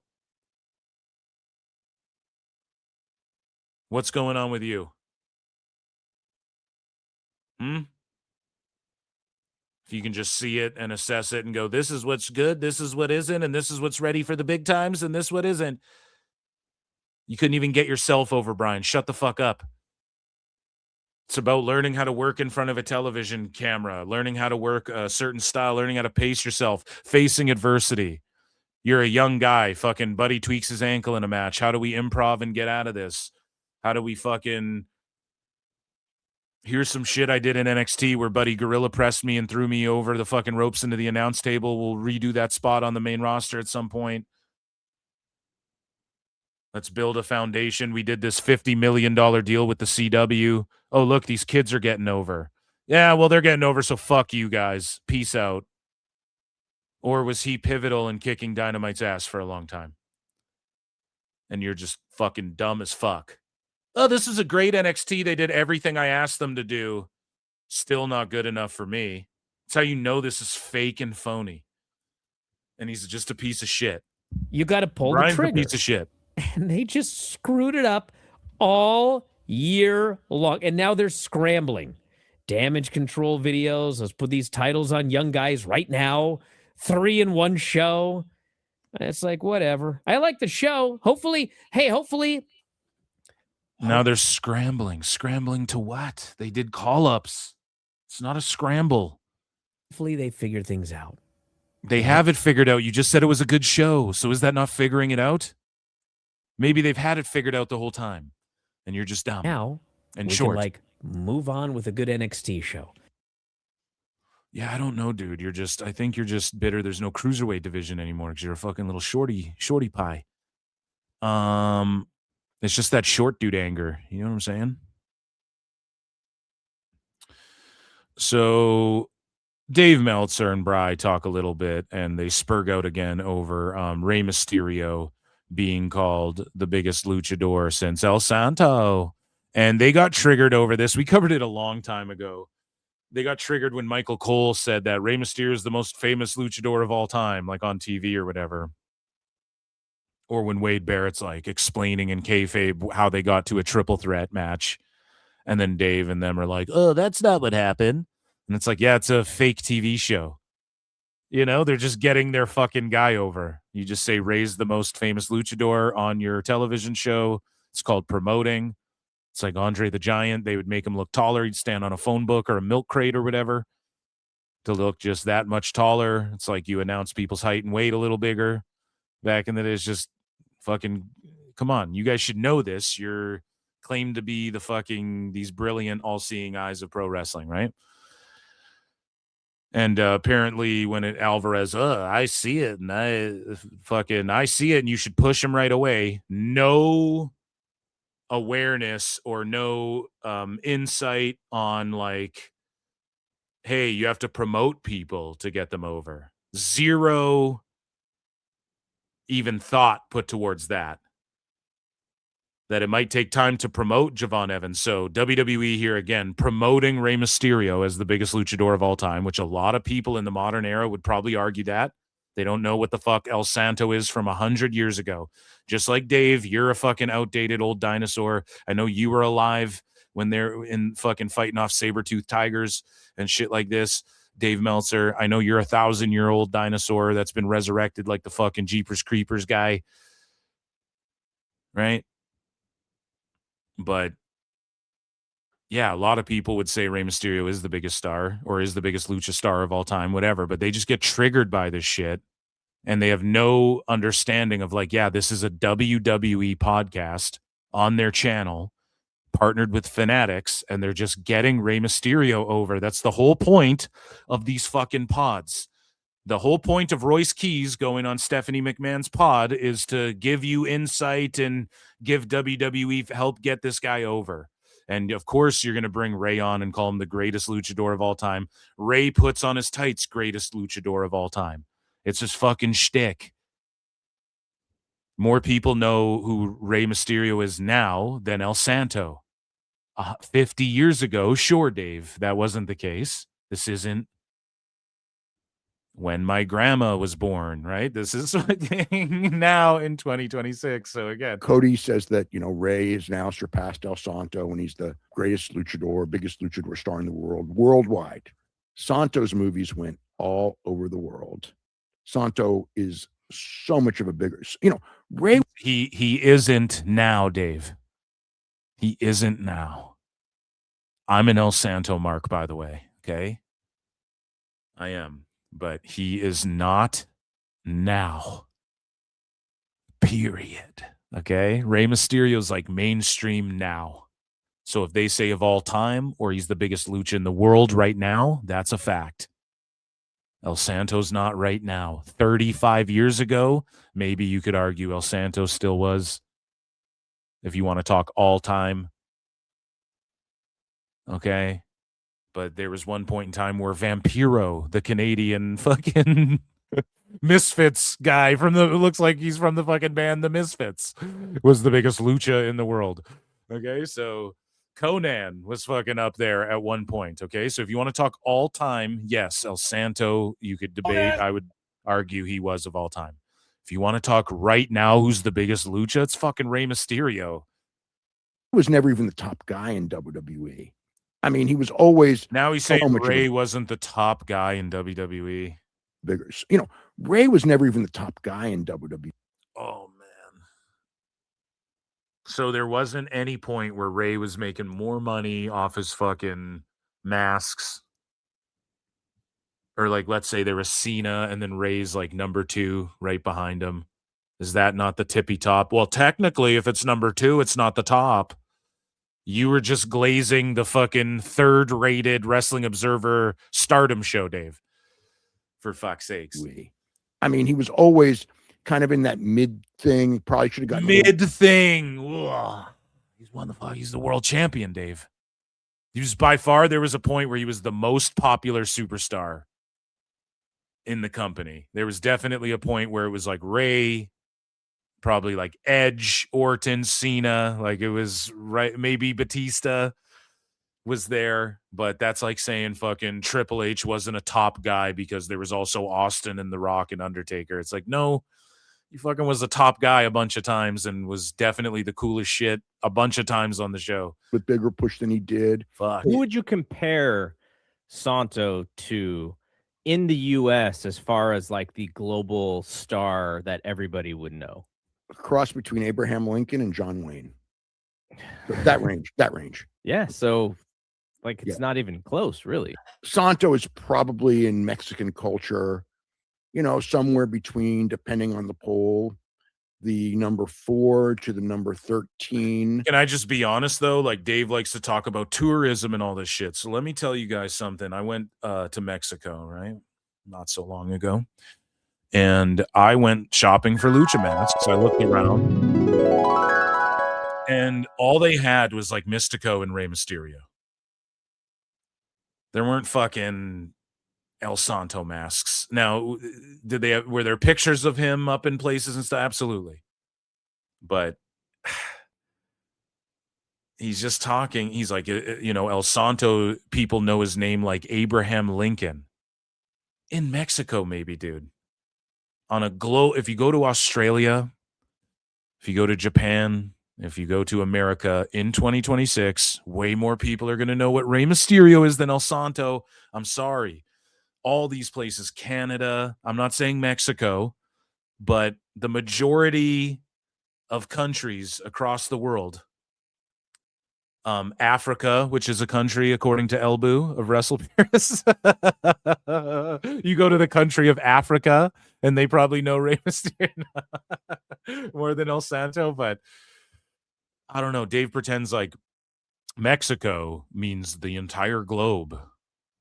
Most famous cultural icon in the history of the country that includes generals and presidents and movie stars and everything. You know, that's true. But if you go to Mexico, everyone knows Hulk Hogan. And if you go to America, everyone knows Hulk Hogan. And you go to fucking South Africa.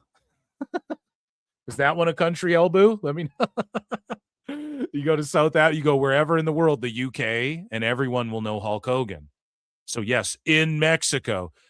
Now, all over the world, did people know El Santo? Yeah, 50 fucking years ago.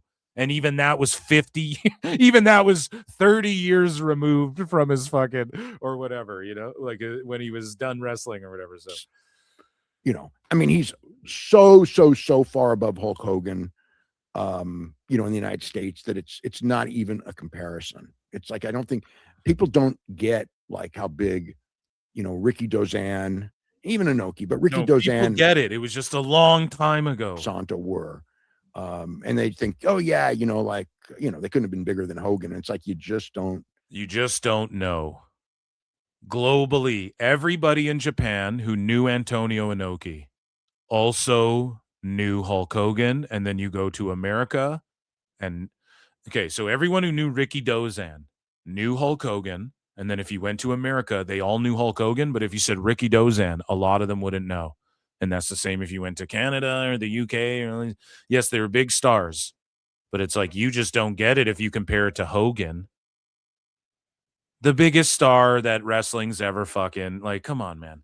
It's mental illness, and all Rhodes said was that he's the biggest lucha star in the world right now. I don't even think they said of all time. Said, you're the biggest luchador in the world. Ray is right now. You just don't get culture. You just don't get culture. Dave Meltzer, the guy who called Bad Bunny an ethnic celebrity, American citizen Bad Bunny, called him an ethnic celebrity and said people don't know who the fuck he is when he wrestled for WWE. And Dave is talking about culture. Holy man, this guy's the most out of touch fuck boy I've ever seen. And yeah, there's places like today. Yeah, of course he's more famous. People like you do a Google search of El Santo and Rey Mysterio in 2026. Of course it's going to be Rey Mysterio. Yes. So that's all Cody Rhodes was saying. Because they're promoting him because they're in the same company together, Dave. What is wrong with you, man? So Dave talks more about WWE and he shits on Rusev. So not only is he shitting on Rey Mysterio, but he also takes time to take a shit on Rusev. And we have, this is the same clip here, I believe. Perhaps Meltzer said what, posted an extension of what Dave said. We'll check in.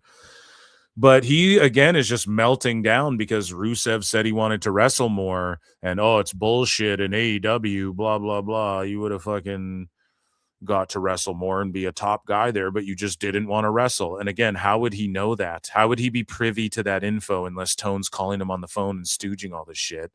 The best guy is Tony Khan.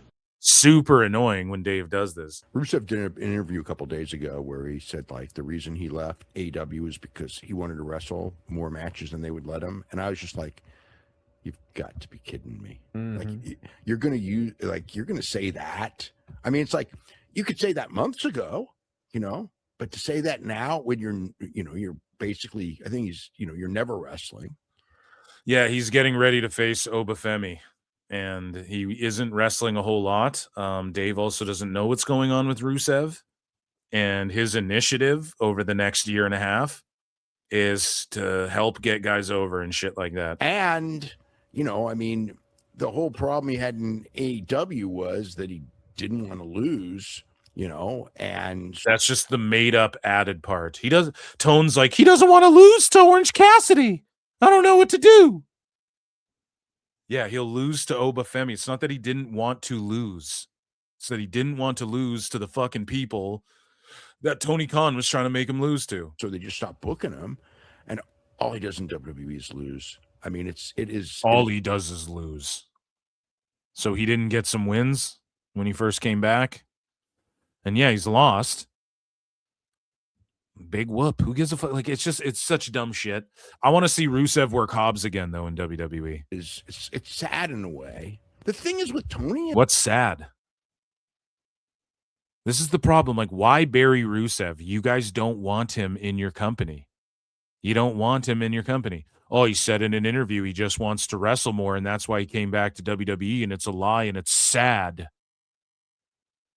that he got paid this money in a 2-year deal to come back and fucking work with the next generation and actually get them over. How come like CM Punk, Rusev, Cody Rhodes, they all see the development, William Regal, they all see the quote-unquote development of talent. They all see the young guys in AEW. They all get a rude awakening and go, yeah, this is fucked. They're about to fuck this next generation up. How come they all come to that realization? And they all just don't want to lose. And Andrade didn't want to lose. You remember that? He just is there until he can go back to WWE. Aleister Black, there's problems with him and his back's hurt and he just doesn't want to lose. And he's just waiting until he can go back to the Fed. So Dave, he just smears all these fucking guys. Tone would have made you a bigger star. No, he fucking wouldn't have. This is like, you can negotiate with him up to a point, but there's like a certain point that you can't cross. And when you cross that point, he's just not going to book you. And nor should he. This is not on him. But I mean, like, of course it isn't on him. Of course it isn't. Like, especially if you're a guy who is a star, you're gonna have like leverage. You're gonna have more than you're gonna have in WWE on him if you work hard. You're gonna have more leverage if you're a star. So if you come over from WWE, you're gonna have more leverage on Tony Khan if you like. but he's not a fucking money mark. So hey, Rusev, you can get leverage on if you get wins or not, but clearly that wasn't the case. Clearly you don't get leverage on if you get wins and whatnot, because otherwise he'd be there fucking picking who he wanted to beat or whatever the fuck Dave's insinuating here. But now you're just stooging on tone, and it's like people come in and they're not using that leverage to just work part-time and go to fucking Capcom events whenever they want. And Mark, he's not a money mark, but you can use leverage to fucking, so people aren't doing that to mark money out of him, to work him out of money. They're not going to use leverage to do that. Everything else, though, to win matches and shit. Dave is just such an inconsistent. Tony Khan. Just inconsistent in his assessment of everything. And, you pick your spots and say, man, I don't want to lose to this guy. But if it's a top guy. But if it's a top guy, Dave, no one's a top guy in AEW. Rusev wasn't being asked to lose to MJF and shit. And you're also pretending like Rusev didn't lose matches. Didn't he lose to Will Hobbs? Will Hobbs was not a top guy. Rusev lost to Hobbs, didn't he? Did Will Hobbs beat Miro AEW? I'm pretty sure Hobbs beat him. No, he didn't. Miro beat him. God damn. So let's look this up. Who did Miro lose to in AEW? Let's look it up. Let's fact check. Miro AEW record.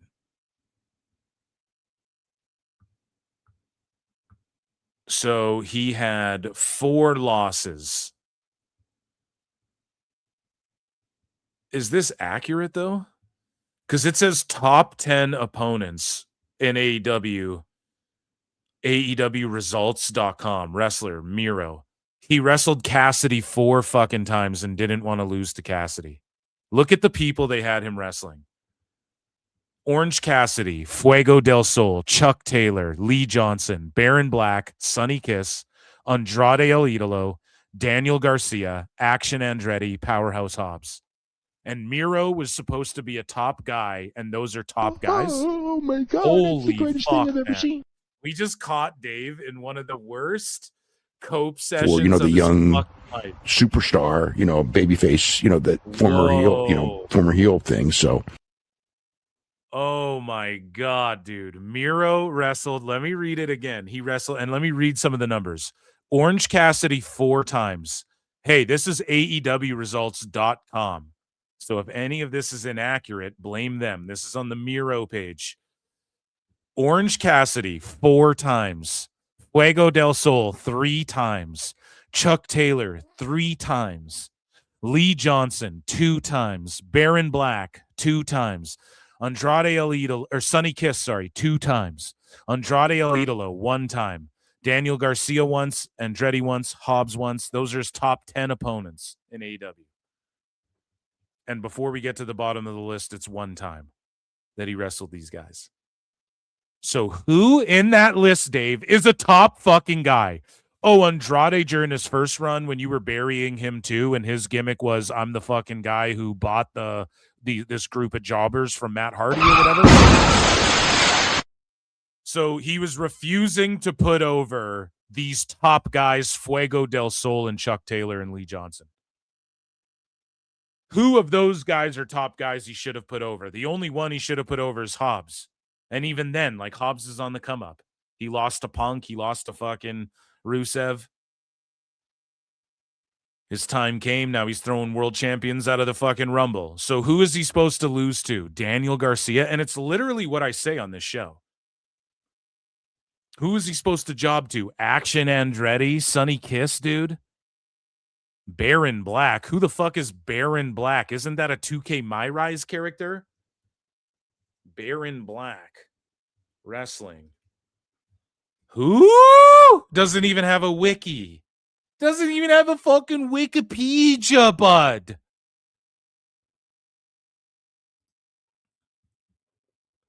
And those are the top guys he's supposed to put over. And Dave's saying that it's sad, Rusev's just sad. He's lying here. Dave, Dummy. you're fucking cooked, man. He's cooked. Liar! Then you can't say no, because if you do that, then it's just like, But if it's the top guys, Chuck Taylor, you can't say no to losing to him twice. That's you got to pick your spots against Cassidy and Fuego del Sol and Action Andretti. Better make sure you pick your spots. What a fucking fraud. The thing happens. And so, that didn't happen, and he left. These guys aren't going to say that to Levesque. And are people pointing out that he lost twice to Guevara? So he put Guevara over.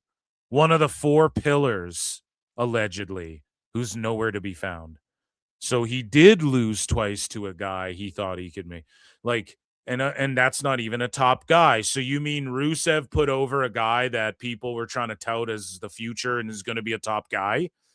And then fucking they booked him shitty, so Rusev was like, oh, I shouldn't fucking do that because Tony sucks. Wowza, Dave. Too bad he didn't put over Chuck Taylor. The top guy, Chuck Taylor. They try to take advantage of Tony. They don't. He took advantage of Tony because he refused to lose to Fuego del Sol, who he wrestled 3 times. Levesque and that's why I don't think it's sad. Well, why he doesn't think it's sad. This is sad. This is fucking super sad. You 2 bums are sad as fuck, and you're short. What goes around comes around. What goes around comes around. Hey, I want to put people over. I'll put Guevara over, a young Latino man who's on the come up, who everyone's saying's the future. I'll put him over. Then fucking shit doesn't pan out. Rusev would have been a massive star. All he had to do was agree to put over Fuego del Sol and Garcia and Orange Cassidy and Chuck Taylor. And then he goes to WWE and he puts over Dom, and look at how they treat Dom. A young Latino man on the come up who everybody's saying is the future. Huh. I think that's what went around and came around. He went and did the job for Dominic, and they actually are using shit like that to build Dominic up. Guevara is a no-namer, jobber, glorified indie guy who fucking botched a bunch like all the time and hurt people and hurt himself, and he's just in Ring of Honor doing nothing unless Dustin Rhodes gets booked. What goes around comes around. Yeah, to you assholes. What Rusev did with Dom is a big middle finger right up your guys' asses. It's oh man, this one hurt. Damn, I tell you what. That fake Seth Rollins injury, God just got on their case for that. Oh my God, don't bring our Lord and Savior into your fucking mess, Dave. Shut up, bitch. Do not bring Jesus H. Christ and all that is holy into your fucking mess, you piece of shit. Fuck you. Would you please shut the hell up? So God smited them because Rusev didn't put over Action Andretti. God smited Seth Rollins because they talked about a worked angle on a worked reality show. And now it's God delivering sweet karma in Dave's corner. God and Jesus, notoriously fans of grifters who peddle fucking bullshit schemes and lie to people. Yeah, they're big fans of that. In Dave's corner and Bry's corner, smiting Seth Rollins. Because they did a reality TV show and because Miro wouldn't put over Baron Black. Thank you, fuck you, bye, boom. This is unbridled cope, chat and commenters. This is unbridled cope. It's just a stupid wrestling angle.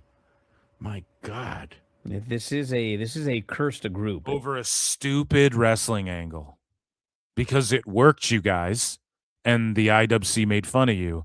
It was a stupid wrestling angle, even though everyone popped for it. And everyone went nuts. And then now you're like, see, Seth really got hurt. Okay, so I'm going to do a gimmick where I'm the Undertaker and I'm a zombie risen from the dead. And then I'm going to actually get murdered and be a dead guy. Haha, see, that's karma because you did a fake thing on a TV show. Hey, I'm Bryan Cranston and I play this drug dealer. And then in real life, I got shot by gangsters in New Mexico for dealing meth. Haha, sweet karma. It's a fake fucking TV show with athletics involved. Like, how is that a laughable? It's like, you're such a piece of shit. You're a schmarmy cunt. Fuck. At this point, I've had that Oh, mentioned my many God. times. Yeah, they need to put that freaking Austin Theory in bubble wrap and keep Logan Paul out of the ring because God is after them next. God is after them.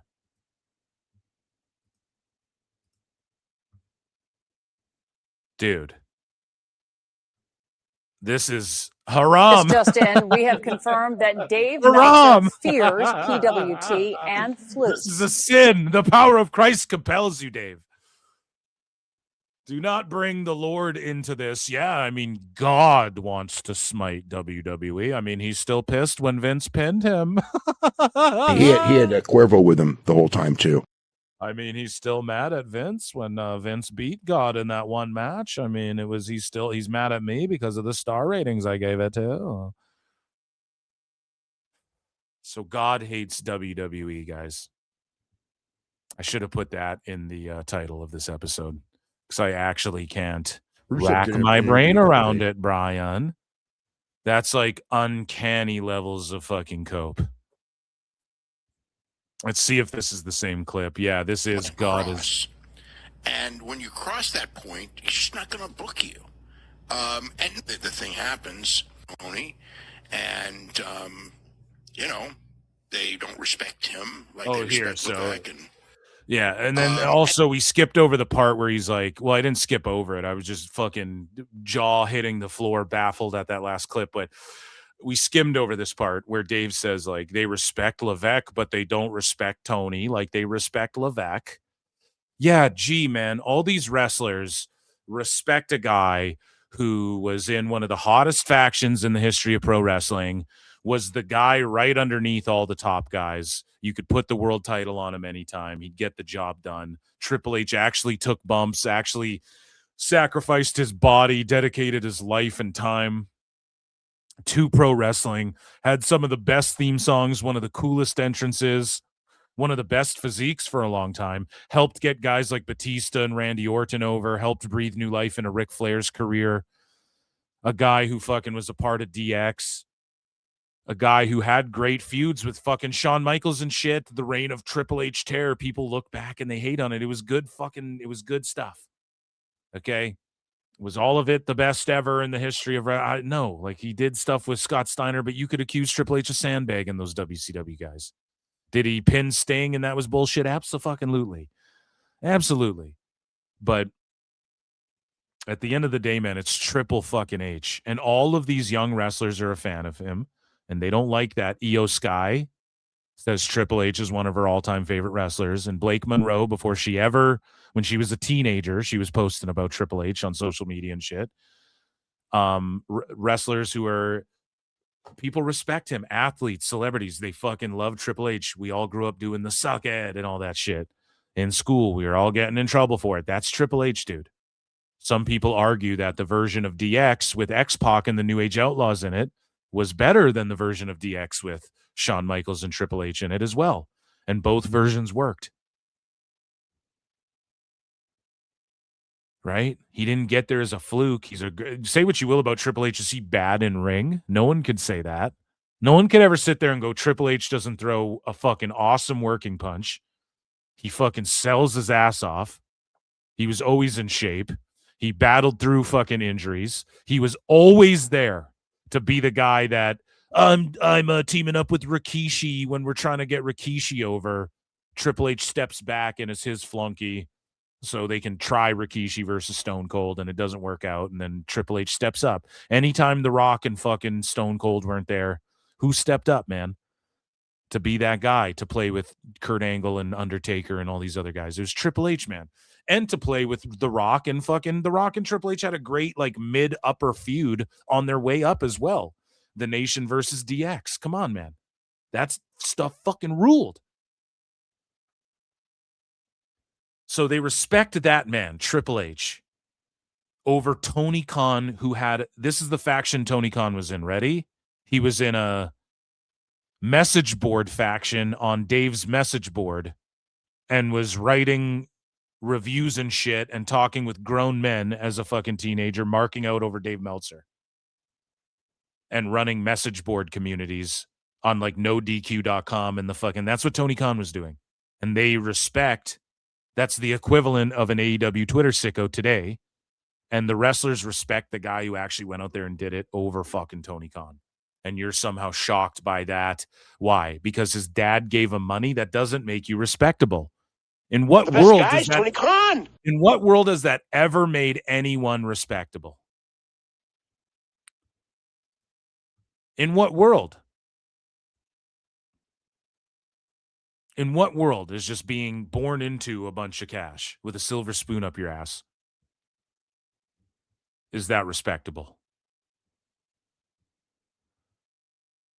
You got to earn that shit, son. Craziness, man. So speaking of craziness, here is Dave Meltzer coping and mauling over AJ Styles deciding to stay in WWE, and there's everyone's miserable, Brett. They're miserable, and that's why. Can we restart that? Nah, kid, we're live. Can we redo that one? No, we're live. It's live TV. Oh, shit. But people are melting down because, you know, AJ, he's not going to AEW. And they're like, oh, and even JD, I'm over here now. His take is just god-awful. They paid him. He was paid in the shade. And he's almost making it seem like his take is that AJ essentially was just compelled by money to stay. Which, if that was the case, buddy, and he wasn't just ready to hang it up, which seems more than likely the case, he would have went to AEW because that's where the fucking payoff is. Let's be honest, okay? Like, if he went to AEW, he could get way more money than WWE's probably giving him, and he'll actually have to put in work to developing the young talent. And AEW, Tone will just let him do movies and sit at home if he wants, and then come and just wrestle matches and win if he wants to and do as many flips as he wants. So the bigger payday would have been AEW. And that's what Dave says about every other situation. But then now, and I know I'm talking about JD, but again, Dave's sort of copping out and, well, I mean, the Hall of Fame, this fake Hall of Fame is enough to, like, come on, man. He's just loyal to WWE. He sees the writing on the wall like everybody else does. He understands that his wife needs him right now. And he's put his time into this fucking business. There's nothing else AJ's gonna do. Oh, go be with the Good Brothers. Shut out Lincoln Hawk. Not hating on you, my brother. But go and be with the Good Brothers in TNA. Why? Pourquoi? Why, dude? He's done. Go hang out with your kids. Hang out with your beautiful wife. Play vidges. He's probably got a bunch of vidya games to catch up on. Go play your vids, right? Do some streaming. Do the Good Brothers pod. Carl Anderson even profusely apologized. He's like, I put it out there that I think you'd want to go do other shit, and I'm sorry. I didn't mean to put that out there. And he's going to coach kids in the back and just chill and lay in the cut for a while and leave the future a better place. Make the future of pro wrestling a better place instead of being selfish and just taking all the fucking monies. But they're like, man, he got paid big time and shit. Did he though? Is that the contributing factor? Is that the motive? I get it works if you want people to click on your video and shit, and that's fine. I'm not hating on that. I'm not hating the game. I'm not hating the player, I guess. I'm hating the game a little bit. How it's like, I don't know if the money thing is a factor for him or he'd be working for Tone right now. But anyways, let's listen to fucking Dave in this short this short king over here, Bryan Alvarez. AJ Styles update. Carl Anderson was talking about him on the podcast, and he said AJ told him, dude, I have to retire. My neck is hurting too bad. I'm beat up. It's time. Yeah, JD's back with Hogg, and they're allowing him to work. And again, Tone punished him. Now he's in line. What did they do with all the media? What did Tone do with Ariel Helwani? He talks shit about me. Smear campaigns come out about how Ariel's in everyone's pocket. What happens? Ariel says some nice things. Tone goes, okay, I'll come back on your show if you say nice things. He co-ops the media. He punished JD. I can control your job. And then what happens? Oh, well, JD's saying nice shit, so yeah, you're good, buddy. You can come hang around, Hogg. I won't block you from fucking. You guys notice that shit? You guys notice that keeps fucking happening? And we're supposed to not call it out. In the day and age where Epstein files are being dropped left, right, and center, and conspiracy theorists are being proved right every fucking day, we're not supposed to point out the patterns we're seeing here. We're not supposed to pick up what you're putting down. Okay, sure thing, bro. Sure thing. I want to help the next generation. AJ said, let me give you something to talk about. Everyone wants to say, oh, WWE put you in the Hall of Fame so you can go to AEW. Guys, I'm retired from wrestling in the ring. That's all this is. I make my own choices. I make my own decisions. I was ready. So he is saying he is done with all wrestling. Yeah, well, a week before, he said that, you know, even when you retire, you get some freebies. That is what he said. He said, I might want to wrestle if my son ever gets in the ring. And yeah, so now he's saying he is retired. Well, I'm sure that if his son wrestles and gets somewhere, that he'll come out of retirement for that. But I mean, as far as full-time wrestling, I wouldn't be surprised. But you know, I mean, if his son gets something somewhere. Still leaving the window open, Dave, is for it could be AEW. Totally, completely serious. I mean, and many people that retired are, and very, very few actually. Dave, you're a retired R. Dave, you're an R who should retire. Didn't come back. I mean, obviously Sting didn't, but he was 65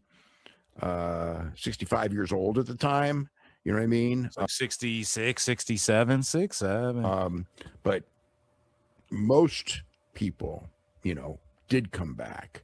I'm not saying that he will. I'm just saying that the odds are historically that he will. You know, if the day comes and someone says like, dude, you know, they make an offer like Shawn Michaels got, you know, who really didn't want to ever wrestle again. And you just do it because his absent makes the heart grow fonder. There could be this idea of a dream match with somebody in WWE. I don't think he'll go to AEW, but I don't even want to rule that out completely. But I don't think he will. I never thought he would. My thought always was that if he was going to go to AEW, he'd have been there on day one in 2019. They all fantasize about that. He was supposed to be on that Dynamite, but then blah, blah, blah, blah. Or is it that these people, these wrestlers, are nice to Tone and they string him along a bit, and then he runs to, oh yeah, and AJ said he would have signed with me right away. But there's always a but, and Tone learned he can't just throw money at people. Can't throw money at Hobbs to stay and do Dick All, who have bigger dreams. He can't just throw money at Jade. That's why they shit on Jade. And remember, Tone was dumbfounded when Jade left. He's like, I gave her a money offer that I didn't think she could refuse. Why? Why did she refuse it? And why did you think you could just keep running up the money on that? Because it wasn't about the money to her.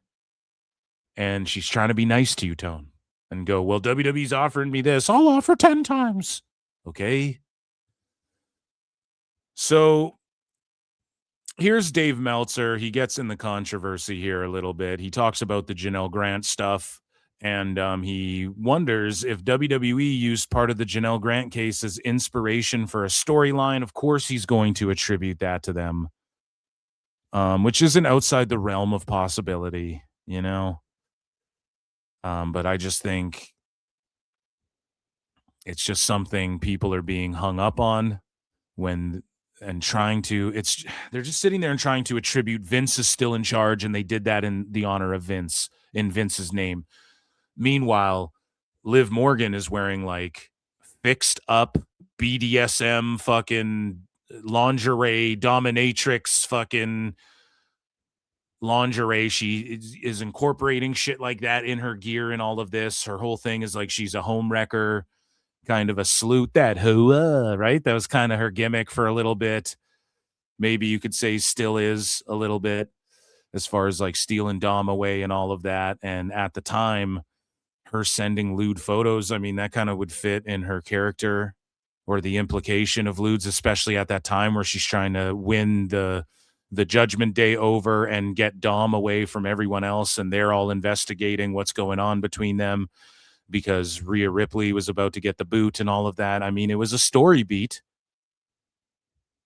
Does that mean Vince was in control and they were like, let's do this to shame Janelle Grant, even though Triple H and Steph kind of have beef with Vince and they kind of have beef with Shane too and stuff like that? I don't know, man. All right, let's kick it off with Conspiracy Janelle Time Grant with Dave Meltzer. Was at the an Alliance to End Sexual Violence event, and she discussed the impact of the NDA, and she was on camera.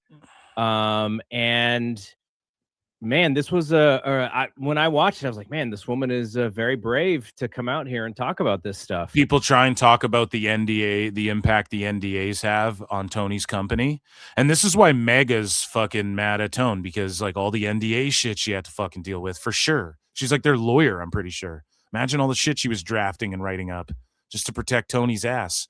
And meanwhile, that's never a topic of discussion. And Kylie Ray, again, I'm not trying to drum this up because she's in a good place now and stuff, but when that whole thing blew up, oh, hush, hush, no one talk about it. No one could be victimized. How dare you say anybody could have been victimized with an NDA in any type of way? But now it's fucking, yeah, I mean, everyone's talking about it. Janelle Grant, it's the fucking NWW storylines. Fuck out of here. I mean, it was interesting, her perspective on everything. Particularly, she was very clearly hurt by that Liv Morgan and Rhea Ripley storyline, which we kind of knew was based on it, but I didn't think like she would actually have any idea. And I'm sure she just had people texting her saying, have you seen this? Have you seen this? Have you seen this? Yeah. So it was kind of like, from her perspective, I guess it would probably make you a lot madder that they kind of like, oh, this is how they react. They make it a storyline. Yeah, I mean, Dave's being kind of fair there. Like a Care Bear. You're a poet and didn't know it. But somewhere he's not fair is just in his journalistic integrity in general. Right? And this is like the 10th time we've caught Dave fucking making bullshit up, seeing something on Twitter, reporting it as if it's true, spurging out about it after, and then Meltzer said what, or somebody pulling his card and going, but you said you looked into it after. So recently this happened with the Seth Rollins injury thing. Recently it also happened with, what story was it, where Dave and them, Brody King and WBD and the Ice thing. Dave just reports some bullshit going off of a whim. And even though we all know he could have just checked in with Tony Khan and AEW, I think he can check in with WWE, but like I've broken down a million times, it's fucking, he's getting 3-month-old whiteboard stuff that they're not doing anymore. And whoever stooges to him is a controlled stooge for sure. But, you know, Dave can actually do one fucking modicum of journalism and actually confirm these things, or at least go, well, this is what I was told. I'm just a journalist. I fucking asked them directly, and this is what they said to me. They might be lying. Who knows? I don't know the answer, but this is what I'm being told. He doesn't do that. He just sees shit on Twitter. This is what happened with the Danielson thing too recently, where he's like, oh, but I thought Danielson was going back to WWE. It's like, no, Dave, you're just like scrolling Twitter and you're just seeing sickos and wackos, like the lowest bottom of the fucking barrel, fish at the bottom of the fucking barrel, the crabs at the bottom of the bucket, the very bottom. Sicko and wackos going at it with each other. And maybe some of those wackos are trolling sickos and going, yeah, well, Danielson's coming back. That's why blah, blah, blah. Like maybe that is what you're reading online, but he's just mental. and he's deluded and he reads shit on Twitter and then he reports it as true. And then he melts down when you point this out and he calls people frauds and shit when you point this out. And he does it all the fucking time. Now, this is another instance of that, and we covered this a while ago. I put it into the intro, the Dave Meltzer Dumb Moment of the Week little music video. Stick around at the end of the show when I do the sign off. Just watch the little 1 minute long music video that I made for this show, where I actually put that tweet of this one here, where it's like Backlash will be at the Tokyo Dome. Backlash tweet was apparently fake because people clown Dave for it, but it should have got way more attention than it did at the time. And it's just such a minor thing that just speaks volumes when it comes to Dave. For, the young read this superstar, babyface, the former heel thing. So, because this gets pointed out again. So feels like there's been a directive sent roughly around the time word broke of the Chicago blackout. And Julian Weeks says close to 12. And this is so funny too. These guys, heel Matt, feels like there's been a directive sent roughly around the time word broke of the Chicago blackout. No, buddy. A bunch of publications talked about the blackout. A bunch of people were clowning WWE. And then the reaction to that was a bunch of people responding. If anything, the argument would be there was a directive to put out stuff shitting on the Chicago blackout or whatever. All the fucking dirt sheets were running with it. If anything, you could make that argument, but the reaction to the action isn't the direction. It can be, but Julian Weeks just defends WWE. Julian Weeks is one of these guys who, if WWE goes, we just made $180 billion, he goes, man, they fucking made $180 billion, So if you want to call that standing or whatever, fine, but it's not like it's any less cool or more cool than standing AEW. You know what I mean? You just stand a lesser popular wrestling fed. What's the difference? But either way, Dave responds to this and goes, amazing. The fraud wrote that after I'd already written about it. And I'd been covering the advance for the show going back 2 months. Yeah, because that's your job, Dave. That fraud wrote that after I'd already written about it. Dave, he's a guy on Twitter. His job isn't wrestling journalist. If you're doing your job, Dave, everybody's going to be talking about shit after you. Stupid idiot. The fuck idiot. How is that a flex? And he's just a guy on Twitter. He wrote that. This isn't a publication. It's just a fucking tweet. This isn't this isn't the New York Times. Dave, how many times do other dirt sheets write shit, then you steal their stories too, and they keep calling you out for it? And then Julian Weeks just pones them. Apparently I'm a fraud. The same guy who put these lies out. And we actually catch Dave. Meltzer said what follows up, and we just catch him. Ash, catch him. Catching L's like fucking Pokemon. Ripping Dave like Pokemon packs, dude. I don't know. But Dave, he can check in on this shit, or at least he lies and says he does after the fact. But he just stooges himself as being a fraudulent. So again, this is in 2025. Someone put out, or this is in 24 rather, 2 years ago. Someone put out a tweet. Do you guys remember this? And it was a graphic that said Backlash Japan, and it was made by AI or some shit. And Meltzer just saw the tweet like everyone else did, and then fucking put a tweet out. 2025 Backlash will be at the Tokyo Dome. Literally 9 minutes later, Backlash tweet was apparently fake. How the fuck? Now I get it's your personal Twitter, but when people say, Dave, you say lies and you jump the gun and you just read shit on Twitter and then pretend you have the news. And then he goes, no, I don't. And then he blocks you on his Twitter. And then he looks to his polls and literally goes, my polls and everybody in my bubble says that blah, blah, blah, blah, blah. You can't then cop out and go, well, it's my personal Twitter. Not that Dave even did this. I'm steel manning or straw manning a fucking defense so I can topple it over like the big bad wolf, little piggy. Dave Meltzer will sit there and do shit like this. 2025 Backlash will be at the Tokyo Dome. Says it matter-of-factly, definitively. Oh, the tweet was apparently a fake. Then why'd you fucking tweet it? Why'd you tweet it matter-of-fact? Why don't you go, oh, I fact-checked with WWE, and that's actually not the case, like a real journalist would do. Any real journalist would fucking go ahead and look this up or contact whoever. And again, this is another, like, Wrestle Purist post this. We were told that Roman Reigns will be the odd man out of the WWE title picture. He's scheduled to return at the Rumble, and no one would expect his direction to be clearer there. The two ideas for Mania at this point is a 3-way for the title, blah, blah, blah. Meanwhile, he fucking won the Rumble and is in the world title picture. And then again, Dave, it's followed up here. So the kicker of Dave Fraud Meltzer's Backlash report was that he actually contacted WWE, and this could be a lie too. Dave could 100% have fucking lied about this to try and save face. Well, I actually reached out to them and they confirmed it, even though it's just confirmed because the guy who put out the fucking graphic confirmed it himself. So Tell us what you know, you goddamn liar! But Dave goes, confirmed from WWE, the Tokyo Dome thing is fake. Like, we needed you to confirm that, buddy. Like, we needed you to do that when everybody did your job for you better.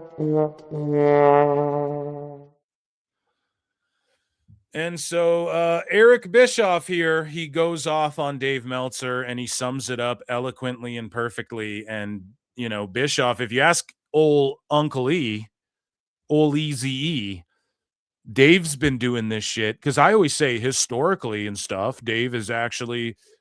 You know, he's valuable in that aspect, but a lot of people point out, well, Phil, oh, come on now, Phil, that's not very fair. How do you know he wasn't fucking lying and doing the same bullshit? And Jim Cornette and Brian Last have gone into their files and shown that he has. He was doing it. He was writing condescending letters to people and being a shithead and trying to throw his weight around early on in this shit, in his dirt sheet game. And if you ask, you know, the people who were in the biz, they fucking say he was a piece of shit back then too, and skewing fucking reality back then. And he's been called out a bunch, and Shadow Conrad Thompson and Eric Bischoff in 83 weeks for pointing that out every single fucking week. And here's what old Uncle E had to say. We'll close out on Dave is a pathological fraud. He makes shit up in his own mind and believes it to be true. And now what he does, Eric. Oh, come on now, Eric. He fucking sees what people make up on Twitter and then he runs with it as if it's true. It's even worse. It's like a step worse. Like what Eric's describing could have happened in the 90s, pre-internet, in the 80s, just pathologically lying. But now there's social media where he'll take what others are saying and run with it like it's news. It's like a whole other level you couldn't even predict of fucking redact behavior, you know? That's where the pathological part comes in. He doesn't even know he's full of shit anymore. Right. He doesn't even know he's flat out lying anymore because yet that concept doesn't connect in his mind. He believes it. He wants it to be true. Therefore it is. And he's been able to make a living conning and lying and twisting and distorting and spinning what little crumbs he has been able to get throughout his career. And takes credit for, as we saw earlier, for building people up.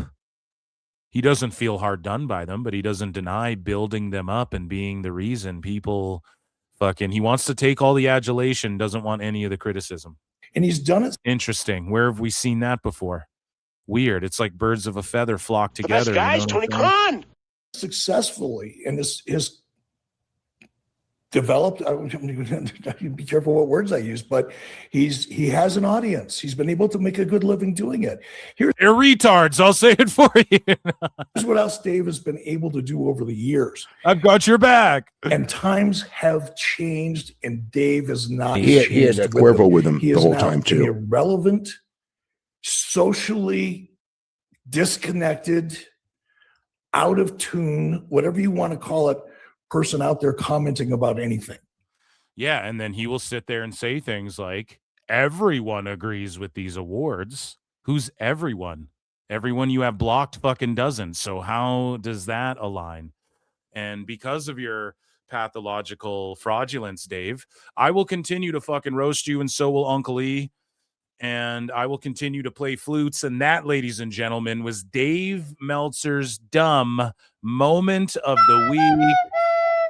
We destroyed him. He was smashed to oblivion.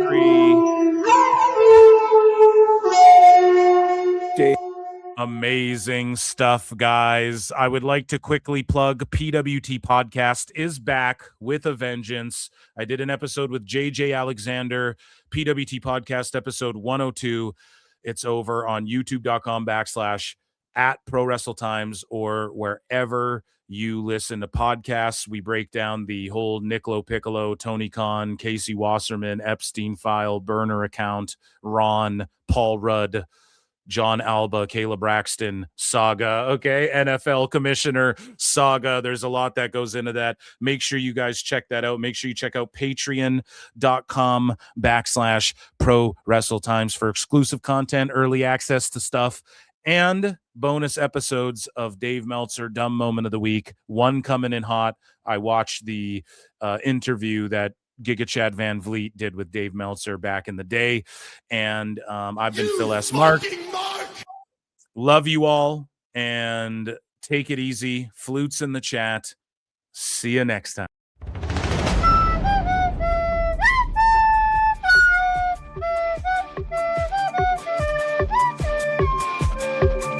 Oh my God, it's the greatest thing I've ever seen. You're overdue. I just felt it's something that makes you look good, and that's cool, and you know, I'm all for it, but I think you need to tone this down because now it's getting intrusive to the show. That they can go in the afternoon for a US Hold show, on a second. as they did there, and they can do 180,000 buys for an afternoon show, which they've also done for All In. So okay, we know they can do. We know they can do big. Can I continue this before you cut me off? We know one thing. Yes. We know it might have done well because it went on first. I'm not saying it would. Here's my thing, Dave. But here's okay. Wait. Okay, here's the thing. Oh my God, it's the greatest thing I've ever seen. I mean, it didn't mean anything to me. It was just a match. That's the problem, Dave. It should mean something to you. Give him a quick squash win just to show that, like, you know, he's not a loser.